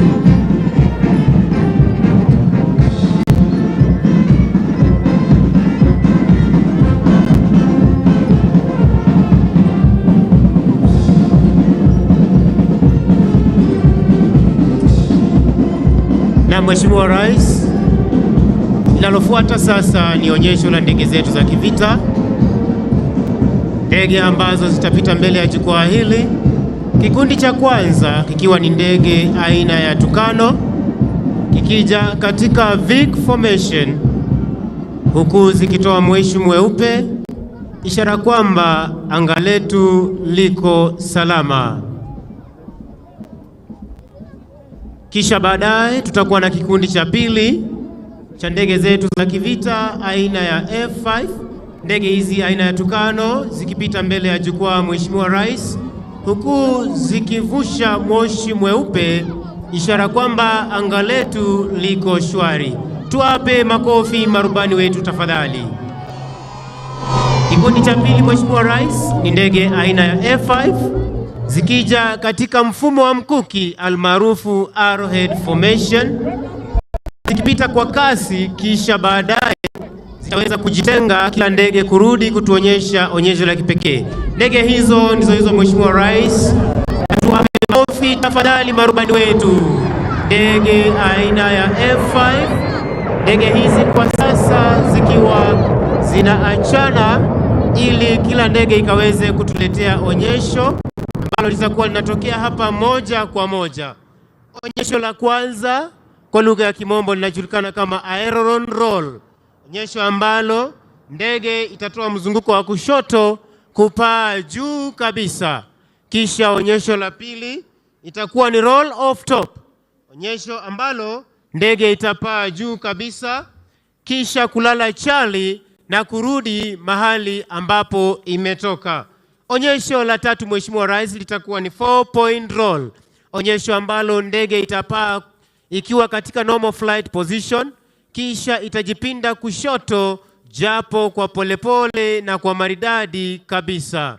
Onyesho la nne ni roll off top, ambalo Mheshimiwa Rais, ndege ya kwanza ikija na aileron show, ndege hii ikipaa kwa kasi kwenda juu kabisa kutupa mizunguko ya kushoto kwa umaridadi. Tupe rubani huyo makofi tafadhali.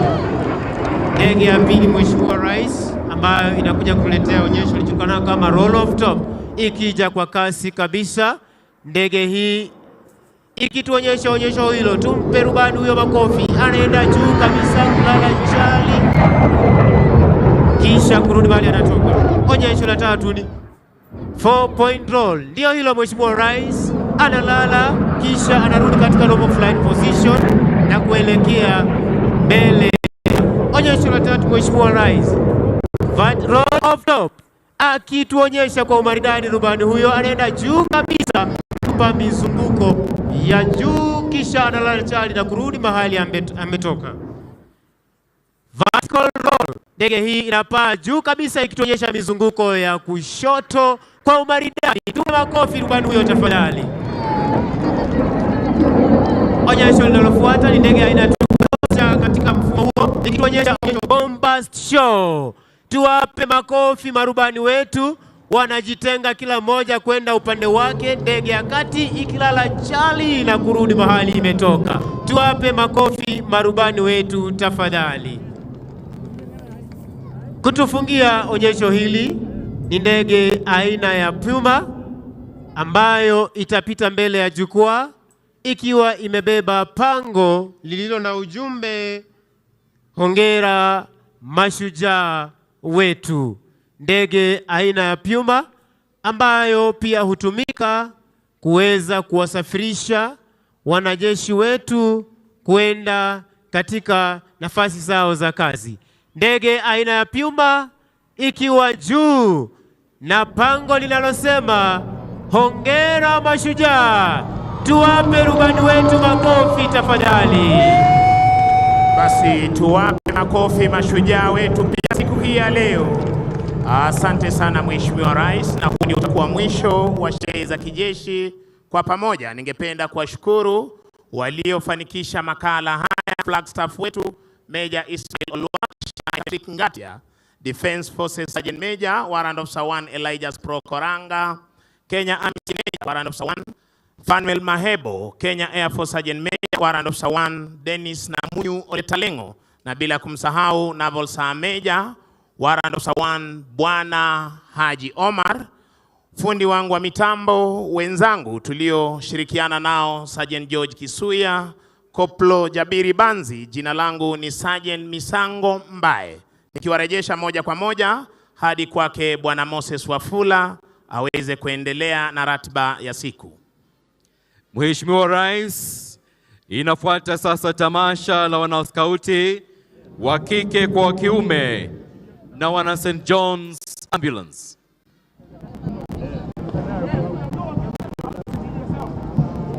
Mheshimiwa Rais, chama cha wanaskauti kilianzishwa humu nchini mnamo mwaka wa 1910 kikiwaleta pamoja Wanakenya wa jinsia ya kike na kiume. Mheshimiwa Rais, ujio huu uliwawezesha vijana kuchangia pakubwa katika ustawi wa nchi na kujiweka katika upeo wa juu wa vijana hawa kutoa ufanisi wao duniani. Kauli mbiu yao, Mheshimiwa Rais, ni kuboresha dunia. Utume wao, yani mission, ni kufunza watu wachanga ili wawe wa manufaa kwa jamii. Mlinzi wao akiwa ni Mheshimiwa Rais William Samoei Ruto. Na hii leo, Mheshimiwa Rais, vikosi vyao ni karibu 4 hivi. Mheshimiwa Rais, the Kenya Girl Guide Association kimekuwepo humu nchini tangu mwaka wa 1922 kikiwa sasa na wanachama wa zaidi ya wanaskauti 1300. Madhumuni yao, Mheshimiwa Rais, yakiwa ni kuwezesha wasichana wadogo na wa umri wa makamo kutambua uwezo wao kama viongozi na raia wanaowajibika duniani na kuwapa jukwaa la kusikilizwa na hivyo kushawishi masuala yao wanayoyajali.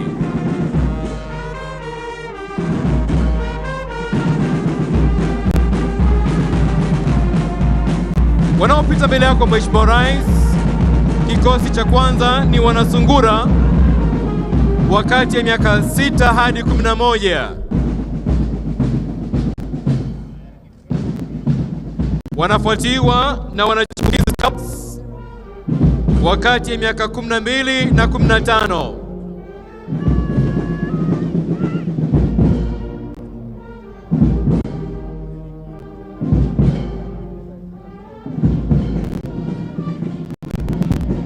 Wanafuata sasa, Mheshimiwa Rais, wanamwamba Scouts wakati ya miaka 16 hadi 18.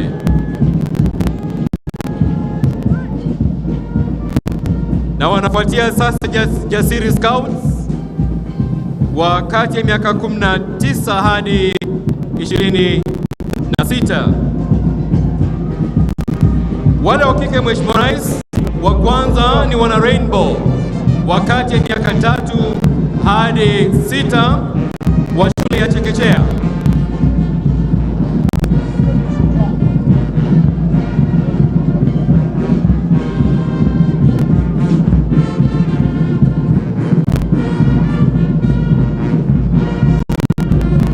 Wa kwanza, Mheshimiwa Rais, wana Rainbow wakati ya miaka 3 hadi 6 wa shule ya chekechea.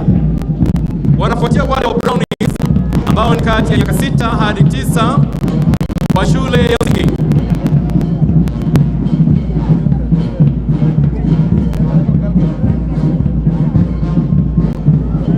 Mheshimiwa Rais, wanafuata Girl Guides wakati ya miaka 10 hadi 14 wa shule ya msingi wa juu. Na wanafuatiwa karibu sana, Mheshimiwa Rais, na wana leaders wakati ya miaka 18 hadi 35 wa shule ya kiwango cha juu na wale wanaofanya kazi. Mheshimiwa Rais, wale Wale ambao wamevalia mavazi meupe na meusi ni wana St. John's Ambulance ambao ndio wanatufungia tamasha hizi.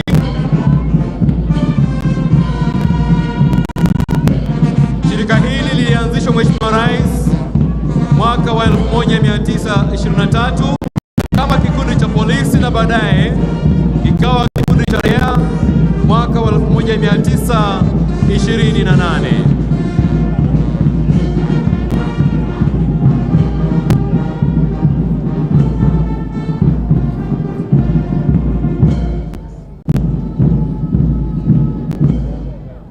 Wanaoporomosha bendi Mheshimiwa Rais ni wana Starehe Boys na Starehe Girls ambao wametamba kote duniani Mheshimiwa Rais, wakipeana maonyesho kama haya katika nchi kama vile Korea Kusini na vile vile Namibia.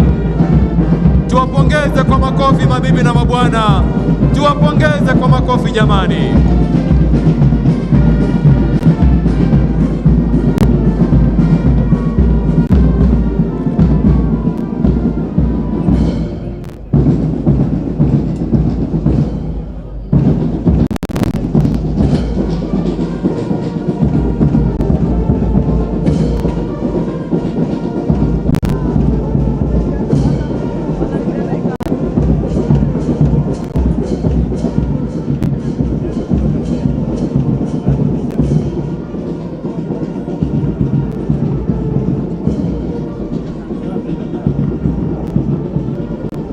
Heshima, tutulie kwa maombi.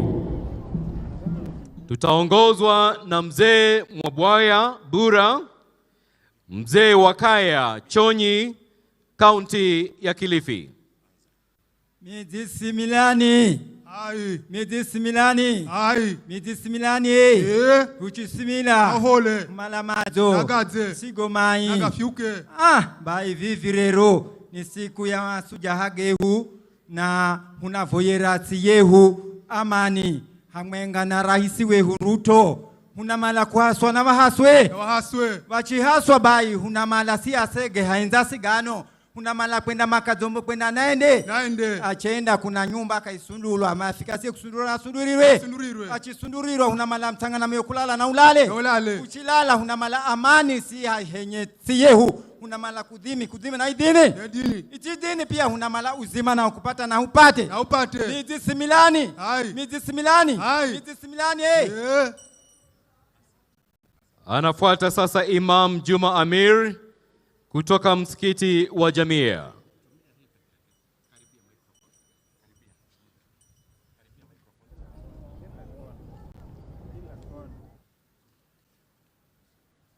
Bismillahirrahmanirrahim. Subhanallah walhamdulillah wa la ilaha illa Allah wallahu akbar. Kwa jina la Mwenyezi Mungu mwenye rehema nyingi, mwenye kurehemu, leo tunaadhimisha na kuitambua siku ya mashujaa katika jamhuri yetu ya Kenya. Mungu tunakuomba uibariki nchi yetu yote na wananchi wetu wote. Mungu tunakushukuru sana walipopatikana mashujaa waliojitolea kwa nguvu na roho zao, nchi hii ilipata heshima kubwa na mafanikio mengi tunayojivunia nayo leo. Mungu twakuomba uzidishie nchi yetu hii ya Kenya mafanikio na ufanisi wa watu wetu na maisha bora kwa jamii zote nchini. Ewe Mola mwenye uwezo mkubwa, mpe mafanikio na mzidishie busara njema Rais wetu Dr. William Samoei Ruto na fikra njema katika uongozi wake na kuipeleka Kenya mbele. Bwana Mungu, tunakuomba wape viongozi wetu wote katika ngazi zote za utawala na fikra bora, busara na juhudi njema za kufanikisha uongozi mwema katika nyanja zote za maendeleo yetu. Nikimaliza, ewe Bwana Mungu mtukufu, unaotupa madhara mengi, utupe mvua njema, mvua yenye kuenea jamhuri yetu yote bila ya mafuriko wala maudhi mengine wala madhara kwa yoyote yule. La mwisho, utupe amani ya kudumu. Tupe amani ya kudumu, tuishi katika shughuli zetu mbalimbali kwa ufanisi na utulivu na ushujaa kama wa waliopita. Asanteni. Atakayefunga kurasa la maombi ni Askofu Abraham Mulwa wa kanisa la AIC. Let us pray. Our gracious Lord and Savior Jesus Christ, praise and honor is to your holy name. This day we remember men and women who braved themselves over 70 years ago to fight for the liberation of our country, Kenya, from the colonial rule. May your favor, O God, be upon all of us, even this day. Our Lord and our God, this day we approach your throne of grace and mercy, and thank you for giving us our new president, His Excellency Dr. William Ruto, after the recent concluded elections. May your face shine upon him, his government, and the people of the Republic of Kenya. Our Father in heaven and our God, we pray that you encourage him to be strong, courageous, and to keep your word. This moment we do remember and pray for the people who are undergoing difficulties of famine, drought, and pestilence in many parts of our country. That, dear Lord, you will intervene and provide, because your name is Jehovah Jireh. And now, Lord, we bow and pray that you will lead us in this function till the end, and also remind us to be thankful and to do unto the others as we would love them do unto us. May peace and unity, prosperity be upon our country. For this we pray in the name of our Lord and the Savior, Jesus Christ. Amen. Mheshimiwa Dr. William Samoei Ruto, Rais wa Jamhuri ya Kenya na Amiri Jeshi Mkuu wa Majeshi ya Ulinzi, Mheshimiwa Mama wa Taifa Mama Rachel Ruto, Naibu wa Rais Mheshimiwa Rigathi Gachagua na Pastor Dorcas Gachagua, Mheshimiwa Spika wa Bunge la Kitaifa na Bunge la Seneti, Jaji Mkuu na Rais wa Mahakama ya Juu, Gavana wa Jimbo la Nairobi Mheshimiwa Johnson Sakaja na viongozi wote waliochaguliwa, mabalozi na maafisa wakuu wa kidiplomasia. Upande wako wa kulia Mheshimiwa Rais, tunao mashujaa ambao wanawakilisha mashujaa wengine kutoka pembe zote za nchi ya Kenya. Nikipenda wasimame na wakupunge mkono Mheshimiwa Rais, tuwapongeze kwa makofi tafadhali mashujaa wetu. Asante, tafadhali tuketi. Wananchi wa Jamhuri tuipendayo ya Kenya, mabibi na mabwana. Mheshimiwa Rais, nikubalie kwa unyenyekevu mkubwa mno niweze sasa kumpokeza mwenzangu Mike Getone atuongoze kwa kipindi cha burudani. Asante Mheshimiwa Rais. Shukran mwenzangu Moses Wafula. Mheshimiwa Rais, kwa niaba ya kamati andalizi ya tamasha ya naomba unikubalie tuweze kuandalia burudani fupi. Na kulikujua jamvi letu siku hii ya leo ni wanafunzi wetu wa msingi ambao wako kwenye Kenya Federation of Rural Skaters ambao ni seniors na juniors. Ikiwa mko tayari, mtupe onyesho lenu.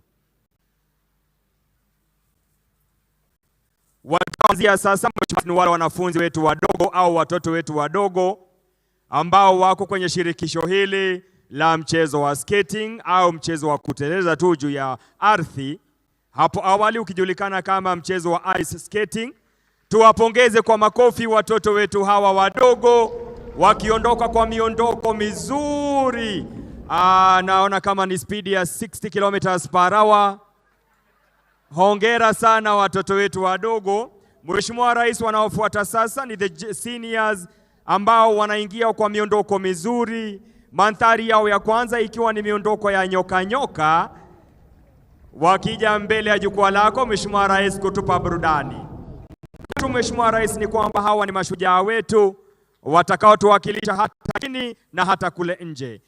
Mchezo wao wa kwanza ni mviringo na wale wengine wakipiga densi, ikiwa tu ombi lao ni kuweza kuboresha mchezo huu ambao umeibuka tu majuzi na ukapata sifa zake. Skating ni mchezo ambao vijana wadogo hata wakubwa wameingia ili kuweza kuwakilisha taifa letu hapa nchini na hata nje.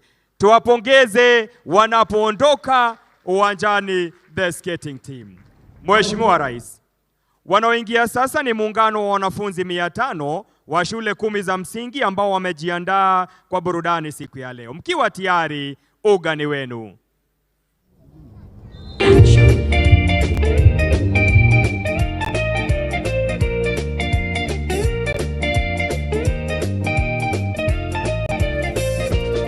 Umoja wetu wa kitaifa ndio nguzo ya nchi yetu. Tukiungana sote pamoja, tutaijenga Kenya yetu. Kwa amani na upendo, tuendeleze utu wetu. Haya yote tukizingatia, baraka tele tutapokea. Vijana, wazee, kina mama, naweza tukiungana. Furaha, usawa na ustawi, Mungu Baba tatujalia. So full of, njooni wazalendo sote tuimbe. So full of, njooni wazalendo sote tuimbe. Harambee, pamoja tutafika kilele. Harambee, na Kenya tutaishi milele. Harambee, pamoja tutafika kilele. Harambee, na Kenya tutaishi milele.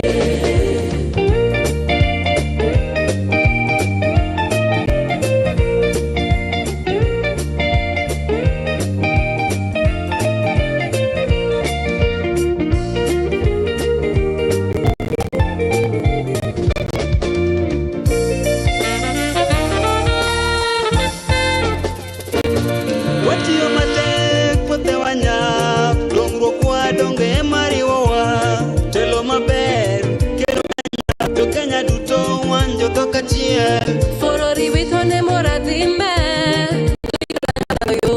maya motene mageganya, tuini tuade tuiamwe. So full of, njooni wazalendo sote tuimbe. So full of, njooni wazalendo sote tuimbe. Harambee, pamoja tutafika kilele.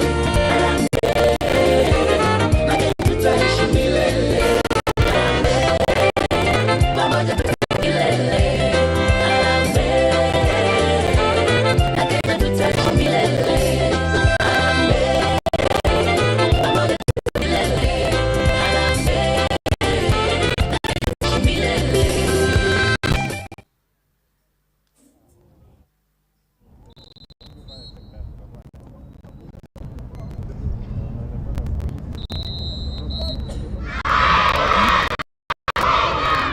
Tuwapongeze kwa makofi wanafunzi wetu. I love my motherland Kenya. Wametupa ramani ya jamhuri yetu ya Kenya, nchi tuipendayo. Tuwapongeze tena kwa makofi mabibi na mabwana.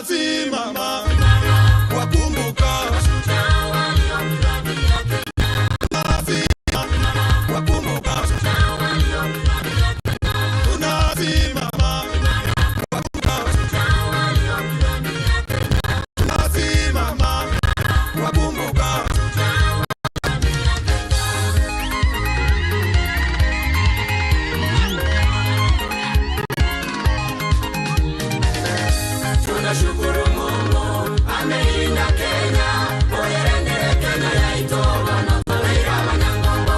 Onye nama minyoko Kenya tutangaine. Tunashukuru Mungu ameilinda Kenya, yaitoba na Maria Wanyangongo. Onye no morembe tuwire Kenya. Tunashukuru Mungu ameilinda Kenya, oyerendere Maria Wanyangongo. Amagendere lo nyayeito tutangaine. Tunashukuru Mungu ameilinda Kenya, oyerendere Kenya yaitoba na Maria Wanyangongo. Umone wetu ya sasa. Ngoma kuna kwa hivyo mbona Tuwakumbuke wote waliopigania Kenya. Tuwakumbuke wote waliopigania Kenya. Waliomwaga damu yao. Kenya tupate ukombozi. Kenya tupate uhuru. Kenya, Kenya, nchi yangu. Abaranja tungende bitunwa tosabenzi ai abara ibaito iya tumurara baba tunashukuru.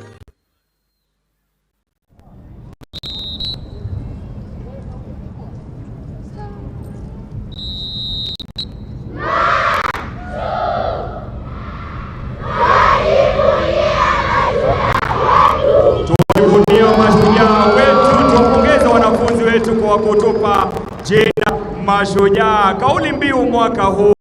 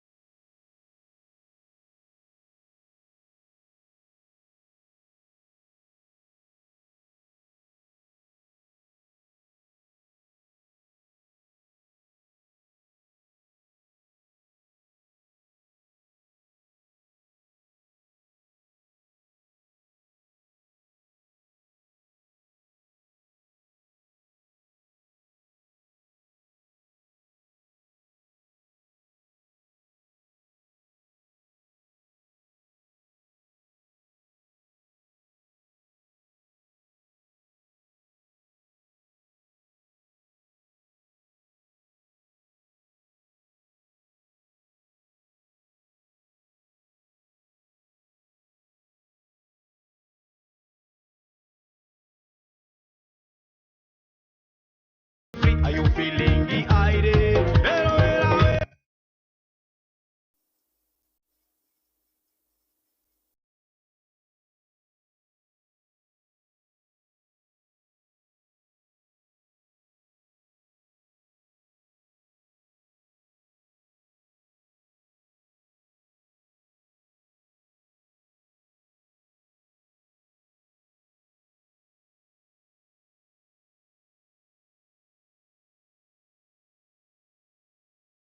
Hapo chuki malipo.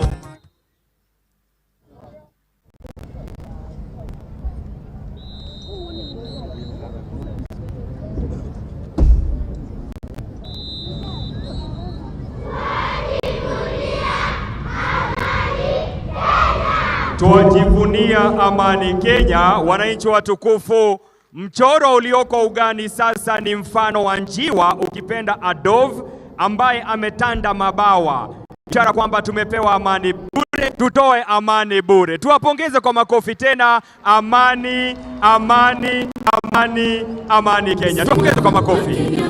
Simama, simama wewe shujaa, simama.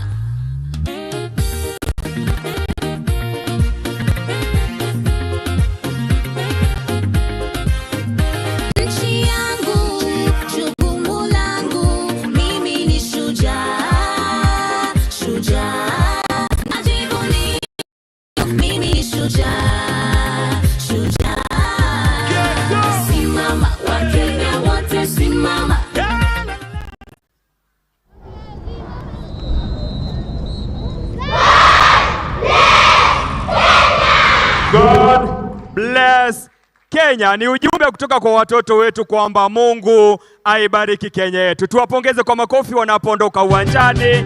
God bless Kenya. Wapi makofi ya watoto wetu malaika wadogo hawa maridadi weupe kama pamba? Wametuandalia burudani hilo na tuwasema asante, asante. Pongezi sana wanafunzi wetu wa shule za msingi. Mungu awabariki. Mheshimiwa Rais, itafuata sasa burudani kutoka kwa muungano wa shule za upili pamoja na wasanii mbalimbali ambao wamebombea katika muziki mbalimbali. Tutakuwa na muziki burudani kutoka eneo la Turkana, muziki ya jamii ya Wasamburu, Waborana na Shujaa wetu miondoko ya taarabu. Vilevile wasanii wetu watatupa burudani mbili. Wimbo wa kwanza Shujaa tunasonga mbele, na wimbo wa mwisho Mheshimiwa Rais tuko sawa. Lakini kabla hayo Mheshimiwa Rais, je, wajua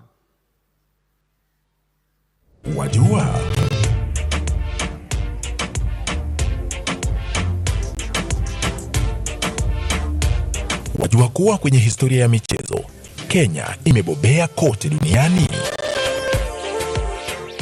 Mwaka 1968 Naftali Temu na bingwa mahiri Kipchoge Keino walitia Kenya medali za dhahabu kwa mara ya kwanza.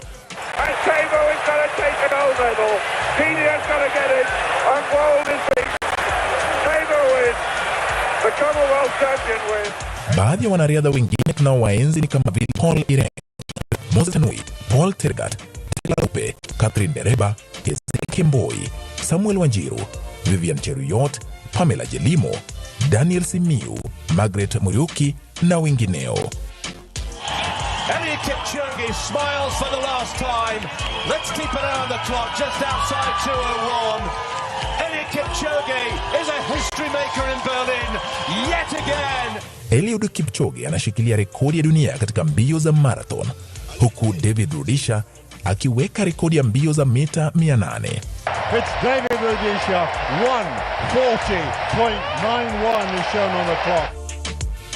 Beatrice Chepkoech naye anashikilia rekodi ya mbio za mita 3000 kuruka viunzi na maji upande wa wanawake. Beatrice Chepkoech, the fastest woman in the world, becomes the world champion here in Doha. Keep an eye on the clock. She's inside 9 minutes, 8:57.85. Na mwenzake Bridget Kosgei ni bingwa wa mbio za marathon za wanawake. Helen Obiri. Helen Obiri is finally onto the world. What a run from the Kenyan. Absolutely sensational. Faith Kipyegon. Kipyegon, 22-year-old from Kenya, the lone Kenyan in the field, and she streaks the field in the 1500. Na Mary Moraa. Mary Moraa with an incredible performance. Keely Hodgkinson has to settle for silver again. Laura Muir threw herself over the line for the bronze. Wanaendelea kung'aa katika fani ya michezo ya kimataifa.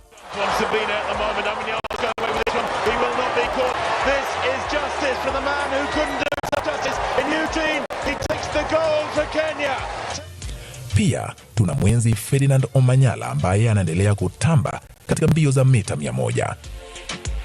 Angela Koi anazidi kung'aa katika mashindano ya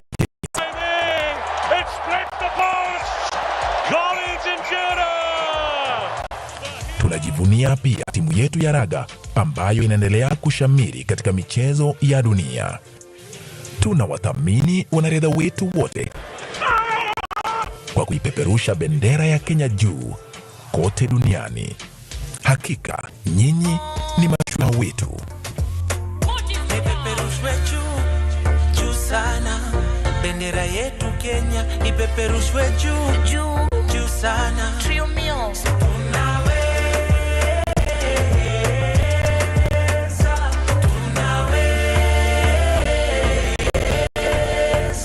Ipeperushwe juu. Sasa wajua. Na hata mimi nimejua. Tupate burudani. PPMC Production.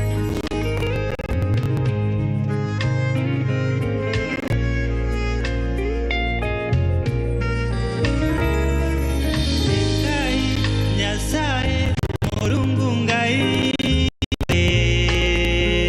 baadhi ya majina yako Baba.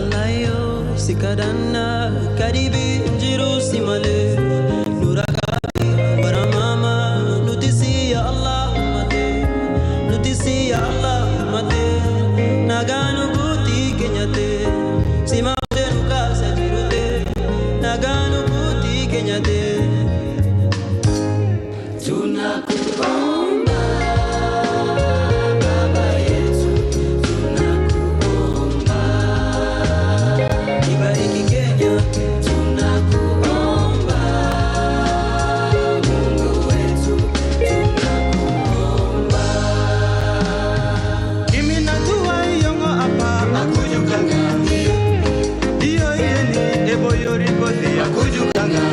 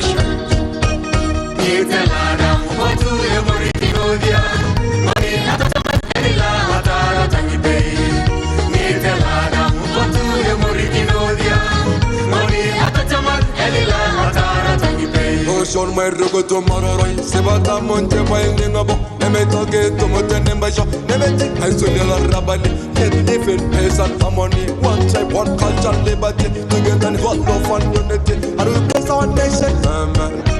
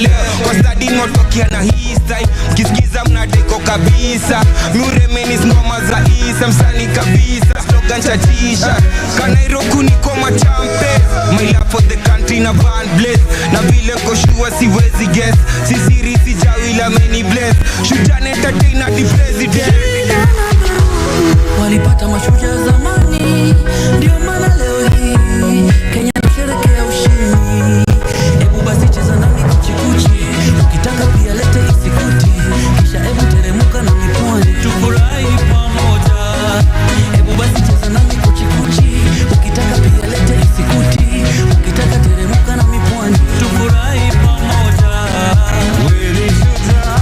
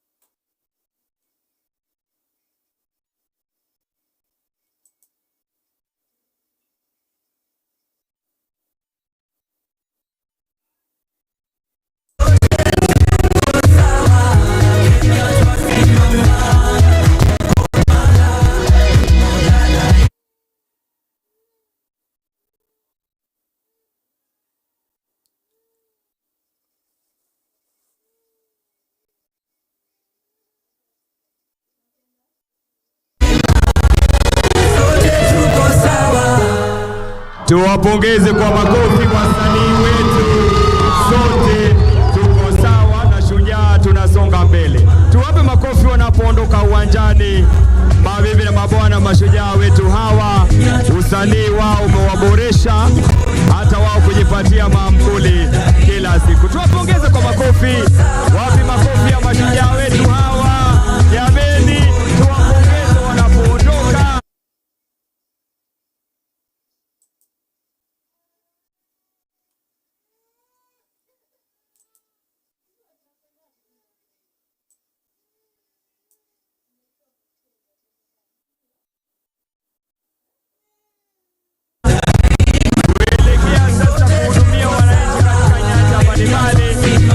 Tunasonga mbele mashujaa.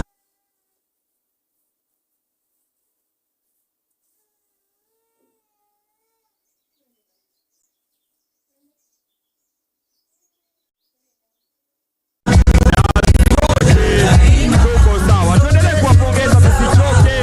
Wametupa miziki iliyopangwa ikapangika. Miziki mitamu kama asali, laini kama zinga za farasi. Asante Mheshimiwa Rais. Kwa onyesho hilo ndipo tunalikuja jamvi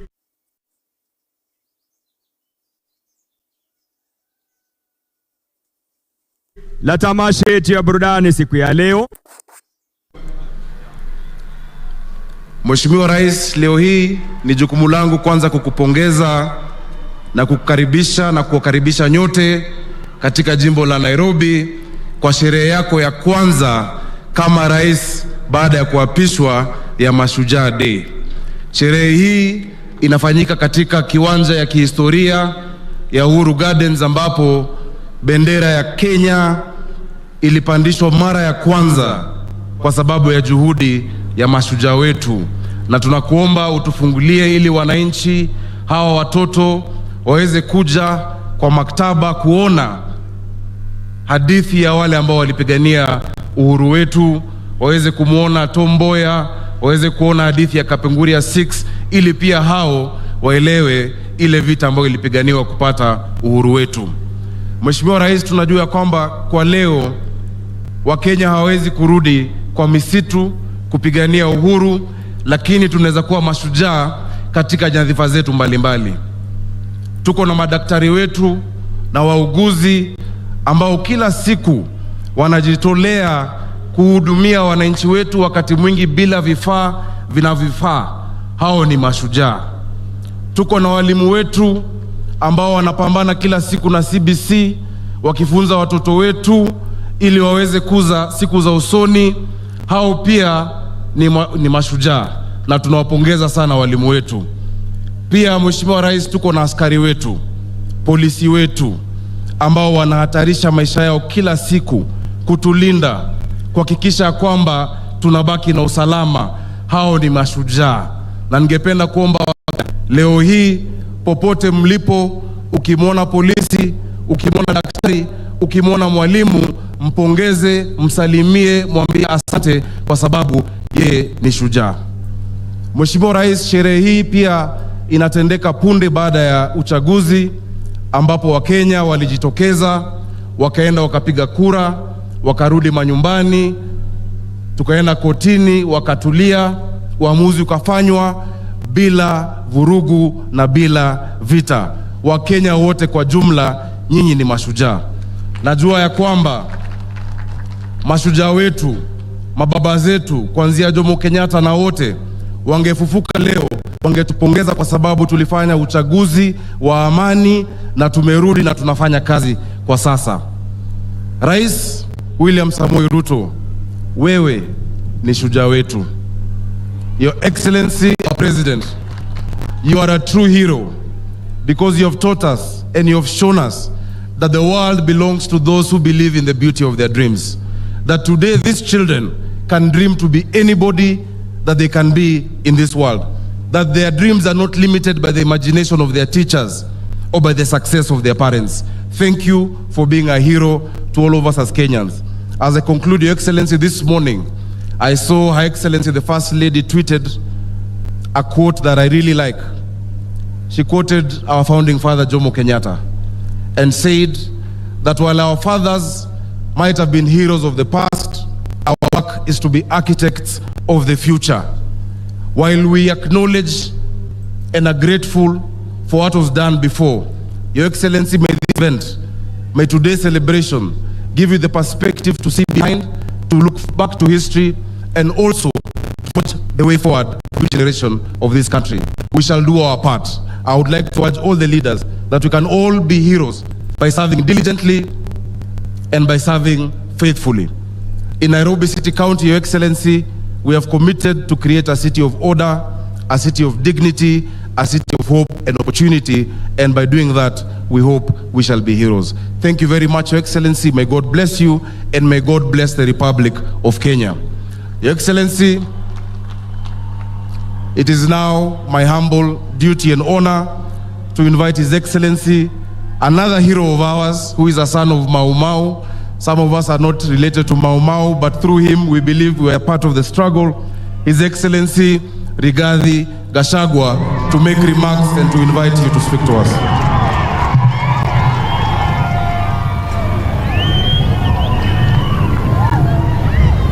Thank you. Your Excellency, the President of the Republic of Kenya and the Commander-in-Chief of the Kenya Defense Forces, Dr. William Ruto, Your Excellency, the First Lady of the Republic of Kenya, Mama Rachel Ruto, the Chief Justice and President of the Supreme Court, Lady Justice Martha Koome, Speakers of the National Assembly and the Senate, the Governor of the Nairobi City County, Your Excellencies, Ambassadors, High Commissioners and members of the Diplomatic Corps, elected leaders, distinguished and invited guests, dear Kenyans, ladies and gentlemen. Kenya hoye! I'm delighted to join all today in marking this year's Mashujaa Day celebrations at these historic Uhuru Gardens. Your Excellency, Allow me first to congratulate you on your election as the 5th President of the Republic of Kenya on 9th August 2022. This being your first national celebrations of Mashujaa Day to officiate since assumption of the executive office of the President of the Republic of Kenya. It is a momentous occasion for the people of Kenya and in the history of our beloved republic. Mr. President, I also wish to congratulate all the elected leaders in the just concluded elections and remind them that it is time to deliver. We cannot afford to waste a single minute. We know Kenyans are suffering, and no more talk. It is now time to work. Your Excellency, allow me to most thank the people of Kenya for exercising their constitutional right to vote, but more importantly, upholding peace before, during, and after the elections. Kenya is a mature democracy, and indeed our great nation is back as an island of peace. Irrespective of our political differences, it is time to work and deliver. We are all Kenyans. This is our nation, and we are rising together. This is the freedom our forefathers fought for. This is the freedom Kenyans voted for. No more room for pain and suffering. Indeed, Mr. President, the real freedom is here with us today. Mr. President, this day reminds us all of history, our struggle and blood shed by Kenyans. It shows us the beauty of purpose, the beauty of unity and purposeful living. Our forefathers and heroic Kenyans, who we celebrate today from all phases of our liberation and struggle, gave us a nation we are proud of. This is our country. We are one people. We have a duty to make this nation greater than we can imagine in all spheres of our lives. Mr. President, your government, the Kenya Kwanza government, has a plan to make Kenya a great nation, as envisaged in our manifesto, where everyone matters and every hustle matters. I want to assure you, Mr. President, of my commitment as your deputy, round the clock, to assist you in delivering to the people of the Republic of Kenya.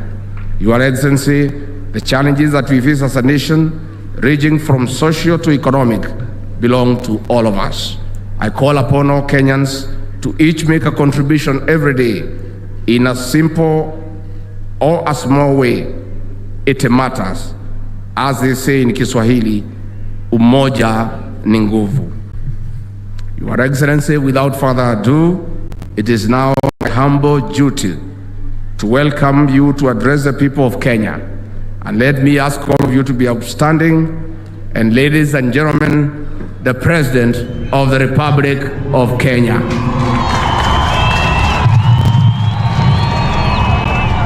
Asanteni sana. Please take your seats.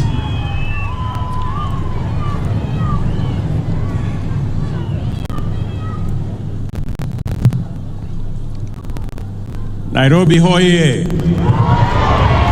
Mashujaa hoye! Kwanza mimi nataka tuwapigie makofi wale waimbaji waliotuimbia hapa, walifanya kazi mzuri sana.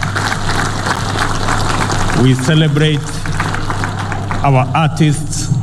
We celebrate those who have made presentation to us. It was quite a feat, and I could see a lot of science behind the presentation and the performance that they showed. Let me also take this very early opportunity to thank God for making the child of a simple Kenyan to be the President of Kenya. Let me take this opportunity to thank the millions of Kenyans who woke up early, lined up for many hours to vote for me and to vote for all the leaders that are today elected in the Republic of Kenya. my very deep and sincere gratitude to the millions of Kenyans who have elected us into office. Let me state at this very early opportunity that all of us, elected, nominated, and appointed, are today the privileged, because the people of Kenya have bestowed on us the challenge of leading our country into the new horizon. Let me also say that those we have been elected on both sides of the divide, together we must shepherd this country into a safe and prosperous future. I want to state that I will work with all the leaders who have been elected in all formations for the good and for the prosperity of our country. I am tremendously privileged to join you and our visitors today as we commemorate the 59th anniversary of Mashujaa Day. It is with great humility that I preside over this year's celebration for the first time as president, and I am humbled and grateful for the honor to be your leader. We solemnly observe this important day every year in order for us to reflect upon where we have come from as a nation. We mark this day to consider the troubled road we trod through, the sorrowful wilderness of cruel colonial injustice, and the price that we paid in blood, toil, anguish, and death for us to be a free people.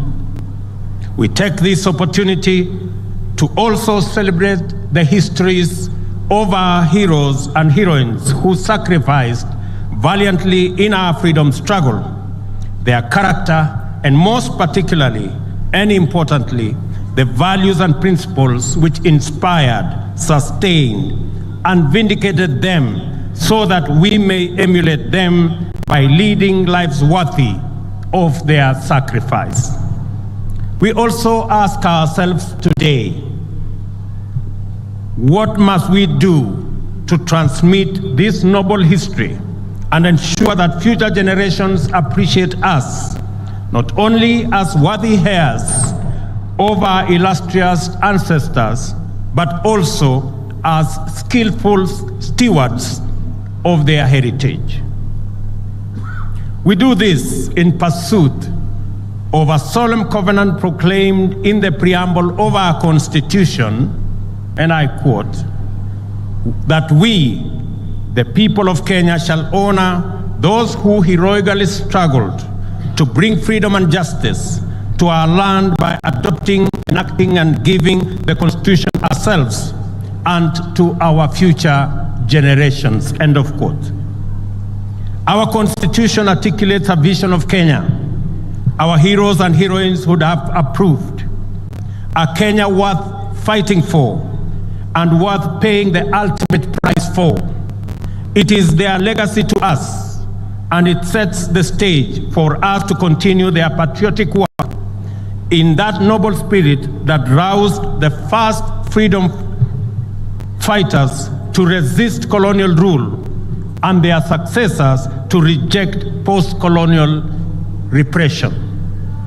Our heroes and heroines were neither elected nor appointed.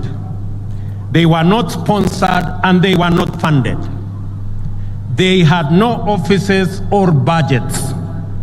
They were ordinary people invested in the struggle to make good their unwavering belief that all people are equal and all deserve to live in freedom.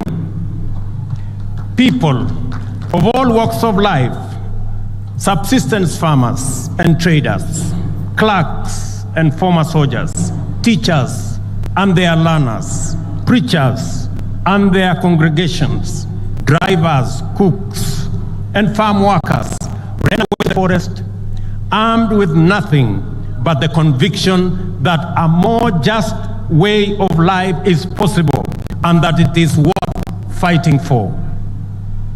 The legacy of independence is the heroic achievement of value-driven, bottom-up heroism. The people were distinguished by their unity and commitment to selfless endeavor, determination, patriotism, and an unyielding sense of justice. Every time we have come together, we have accomplished major feats. That is why, as a nation, we are exhausted by the national anthem, and I quote, "Let one and all arise with hearts both strong and true," end of quote. Our Constitution, the People's Sovereign Charter, is an instrument of collective memory. It proscribes tyranny, marginalization, and oppression, provides institutional means to dismantle injustice and eradicate inequality, and gives us an opportunity to expand freedom and actualize rights. It also defines human well-being to be the reason for individual and collective action, as well as objects of the totality of our national enterprise. We are united in common endeavor with those who came before us and did so much for our country. We may define ourselves as a nation proudly standing on the foundation of the Constitution, united in pursuit of the well-being of every citizen. The principal reason for promulgating our Constitution then was to inscribe the values which animated our history of accomplishments and to project them in a manner that resonates across generations. The national values and principles of governance set out in Article 10 form the soul of this dispensation. They define the parameters of patriotism, exemplary service, selfless sacrifice, and profiles us in terms of who we are and who we ought to be individually and as a nation. We can and we must employ these values as beacons for identifying people whose contribution honor the memory of our heroes and heroines and bring greatness to our nation. It is time, ladies and gentlemen, to direct our focus on the work that each one of us does to understand how we contribute to our individual well-being as well as that of our communities and our nation. It is this understanding we must take into account that individuals make up the greater national family and that Kenya's future stature and splendor is always greater than the sum total of our individual efforts or community endeavors. Similarly, our national capacity determines the extent of opportunities all Kenyans have to pursue and attain their aspirations. What I'm saying is that regardless of the type and scale of your pursuit, every contribution matters. And regardless of our walk of life, our work matters, our intentions matter, our thoughts matter, because we all matter and every hustle matters. I congratulate every citizen for their part in ensuring that the last general election was peaceful. I know of attempts at division, disunity, confusion, and even some who did everything in their power to entice and pressure our people to engage in criminal activity. But I also know that despite a competitive campaign period characterized by intense rivalry, Kenyans resolved in unison to remain peaceful, united, and compassionate. We set a new standard for ourselves: issue-based campaigns, transparent elections, and a peaceful outcome. I salute all Kenyans who set out every day, everywhere, doing ordinary things in inspired and extraordinary ways to fend for themselves and their families. They are keeping our country going. I commend those whose work involves service to others. I celebrate those who volunteer and give, expecting nothing in return. Yet they serve selflessly. From the farmers who feed our nation to the drivers who connect all parts of our country by conveying people and goods, educators who impart knowledge to our infants in kindergartens, children in schools, and youth in tertiary institutions, medical staff in wards and in fields and training institutions, workers in quarries and construction sites, artisans on the side streets, in their small sheds and in large workshops, traders on the side streets in rural and urban markets, and all the way to the Nairobi Security Exchange. Professionals who give their best in every sector of national endeavor, and our men and women in uniform whose bravery and commitment continues to set the gold standard for sterling devotion to our flag. This national salutes your service. This nation salutes your service and celebrates your contribution. Ladies and gentlemen, because of the contribution of Kenyans elsewhere, our country continues to make great strides towards socio-economic transformation, shared prosperity, and enhanced well-being for our nation. In the East and Horn of Africa, the larger Africa continent, and globally, this nation expresses our values with greater clarity, and the state projects our aspirations more emphatically. Ladies and gentlemen, it is now time to lay the foundation for our future. Agriculture, as a lead sector to the economic transformation of our country, is a place to start, owing to its potential for high and quick returns on investment.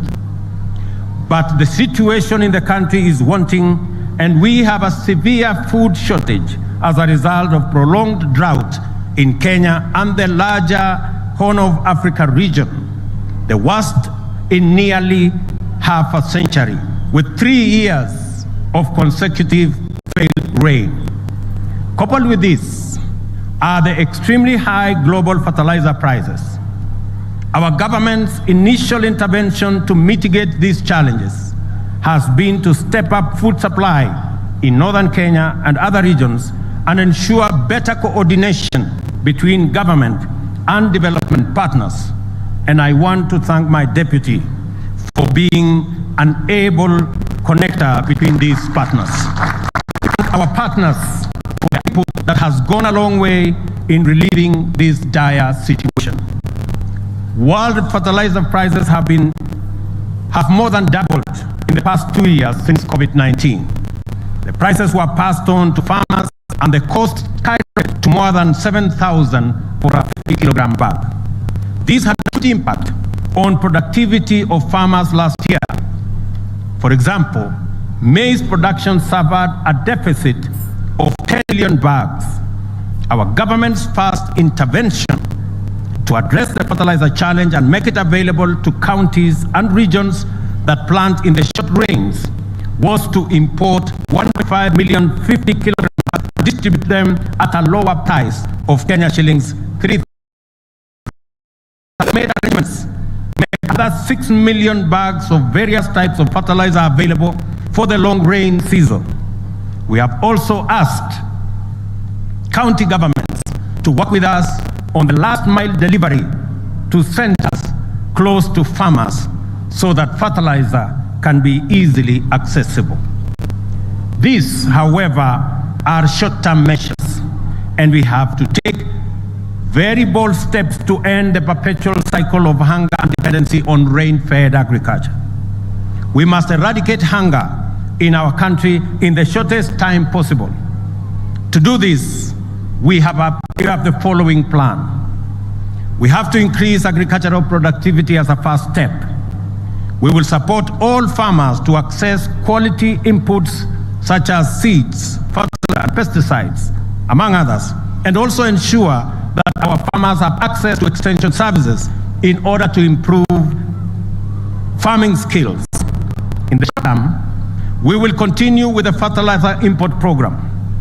But in the medium term, the government plans to have fertilizer manufactured in partnership with EAC countries in our region. On seeds, our government will work with local research institutions and both public and private sectors to scale up seed multiplication for all crops. However, irrigation is the ultimate solution in guaranteeing food security in our country. In 2017, the government set out to build 57 dams to harness water for irrigation and domestic use. Many did not even start. Few are complete, while the rest are ongoing. The huge capital outlay required for dam construction in the context of competing budgetary priorities poses a huge challenge to this program. And to address this challenge, we are working on innovative investment mechanisms through public-private partnership to construct at least 100 dams. Consequently, it would be possible to progressively irrigate the 3 million acres already identified as irrigable land. In the next 3 years, the government plans to double the land under irrigation to 1.4 million acres. Of this, 200,000 acres will be under rice irrigation and 500,000 under other food crops. Rice production in Bunyala, the Tana Delta, Rahole in Garissa, Mwea and Ahero will take priority as these are areas that have already mechanisms for us to upscale. Our dairy farmers struggle with the high cost of feed and challenges of storage, preservation of milk, and access to markets. To assure them that they are on our priority list, we have taken immediate steps to reinstate the stalled milk program, and the distribution of 650 milk coolers will resume shortly. In our plan, we have identified dairy on time, and we will become key drivers, and they will become key drivers in improving food security, creating jobs, and boosting our exports. We have equally committed to close the housing gap, which stands at 2 million units as at now. Our target is to increase the supply fourfold, from 50,000 units every year to 200,000 units every year. Already, 2,592 units have been completed, 40,000 are under construction, and over 500 units that require financial backing and funding for bulk infrastructure are now being worked on and are in the pipeline. I am happy to report today that the interest in the housing sector has grown immensely, and that many private investors, including funds, have submitted proposals on the to facilitate their realization. It is clear from engagements with investors that the government needs to evolve from being a mere enabler to becoming a of major projects. Not only will we provide land infrastructure for our housing program, but I will personally take charge of the process to unlock the challenges that inhibit investment. For instance, VAT exemption on inputs has been enacted to lower the cost of construction, but its implementation has been curtailed by delays in approving applications for VAT refunds. As a result, developers pay VAT, but the cost saving is not enjoyed by the end buyers. Government will resolve such issues with the urgency required. Ladies and gentlemen, let me emphasize that the house agenda is not just about four walls and a roof.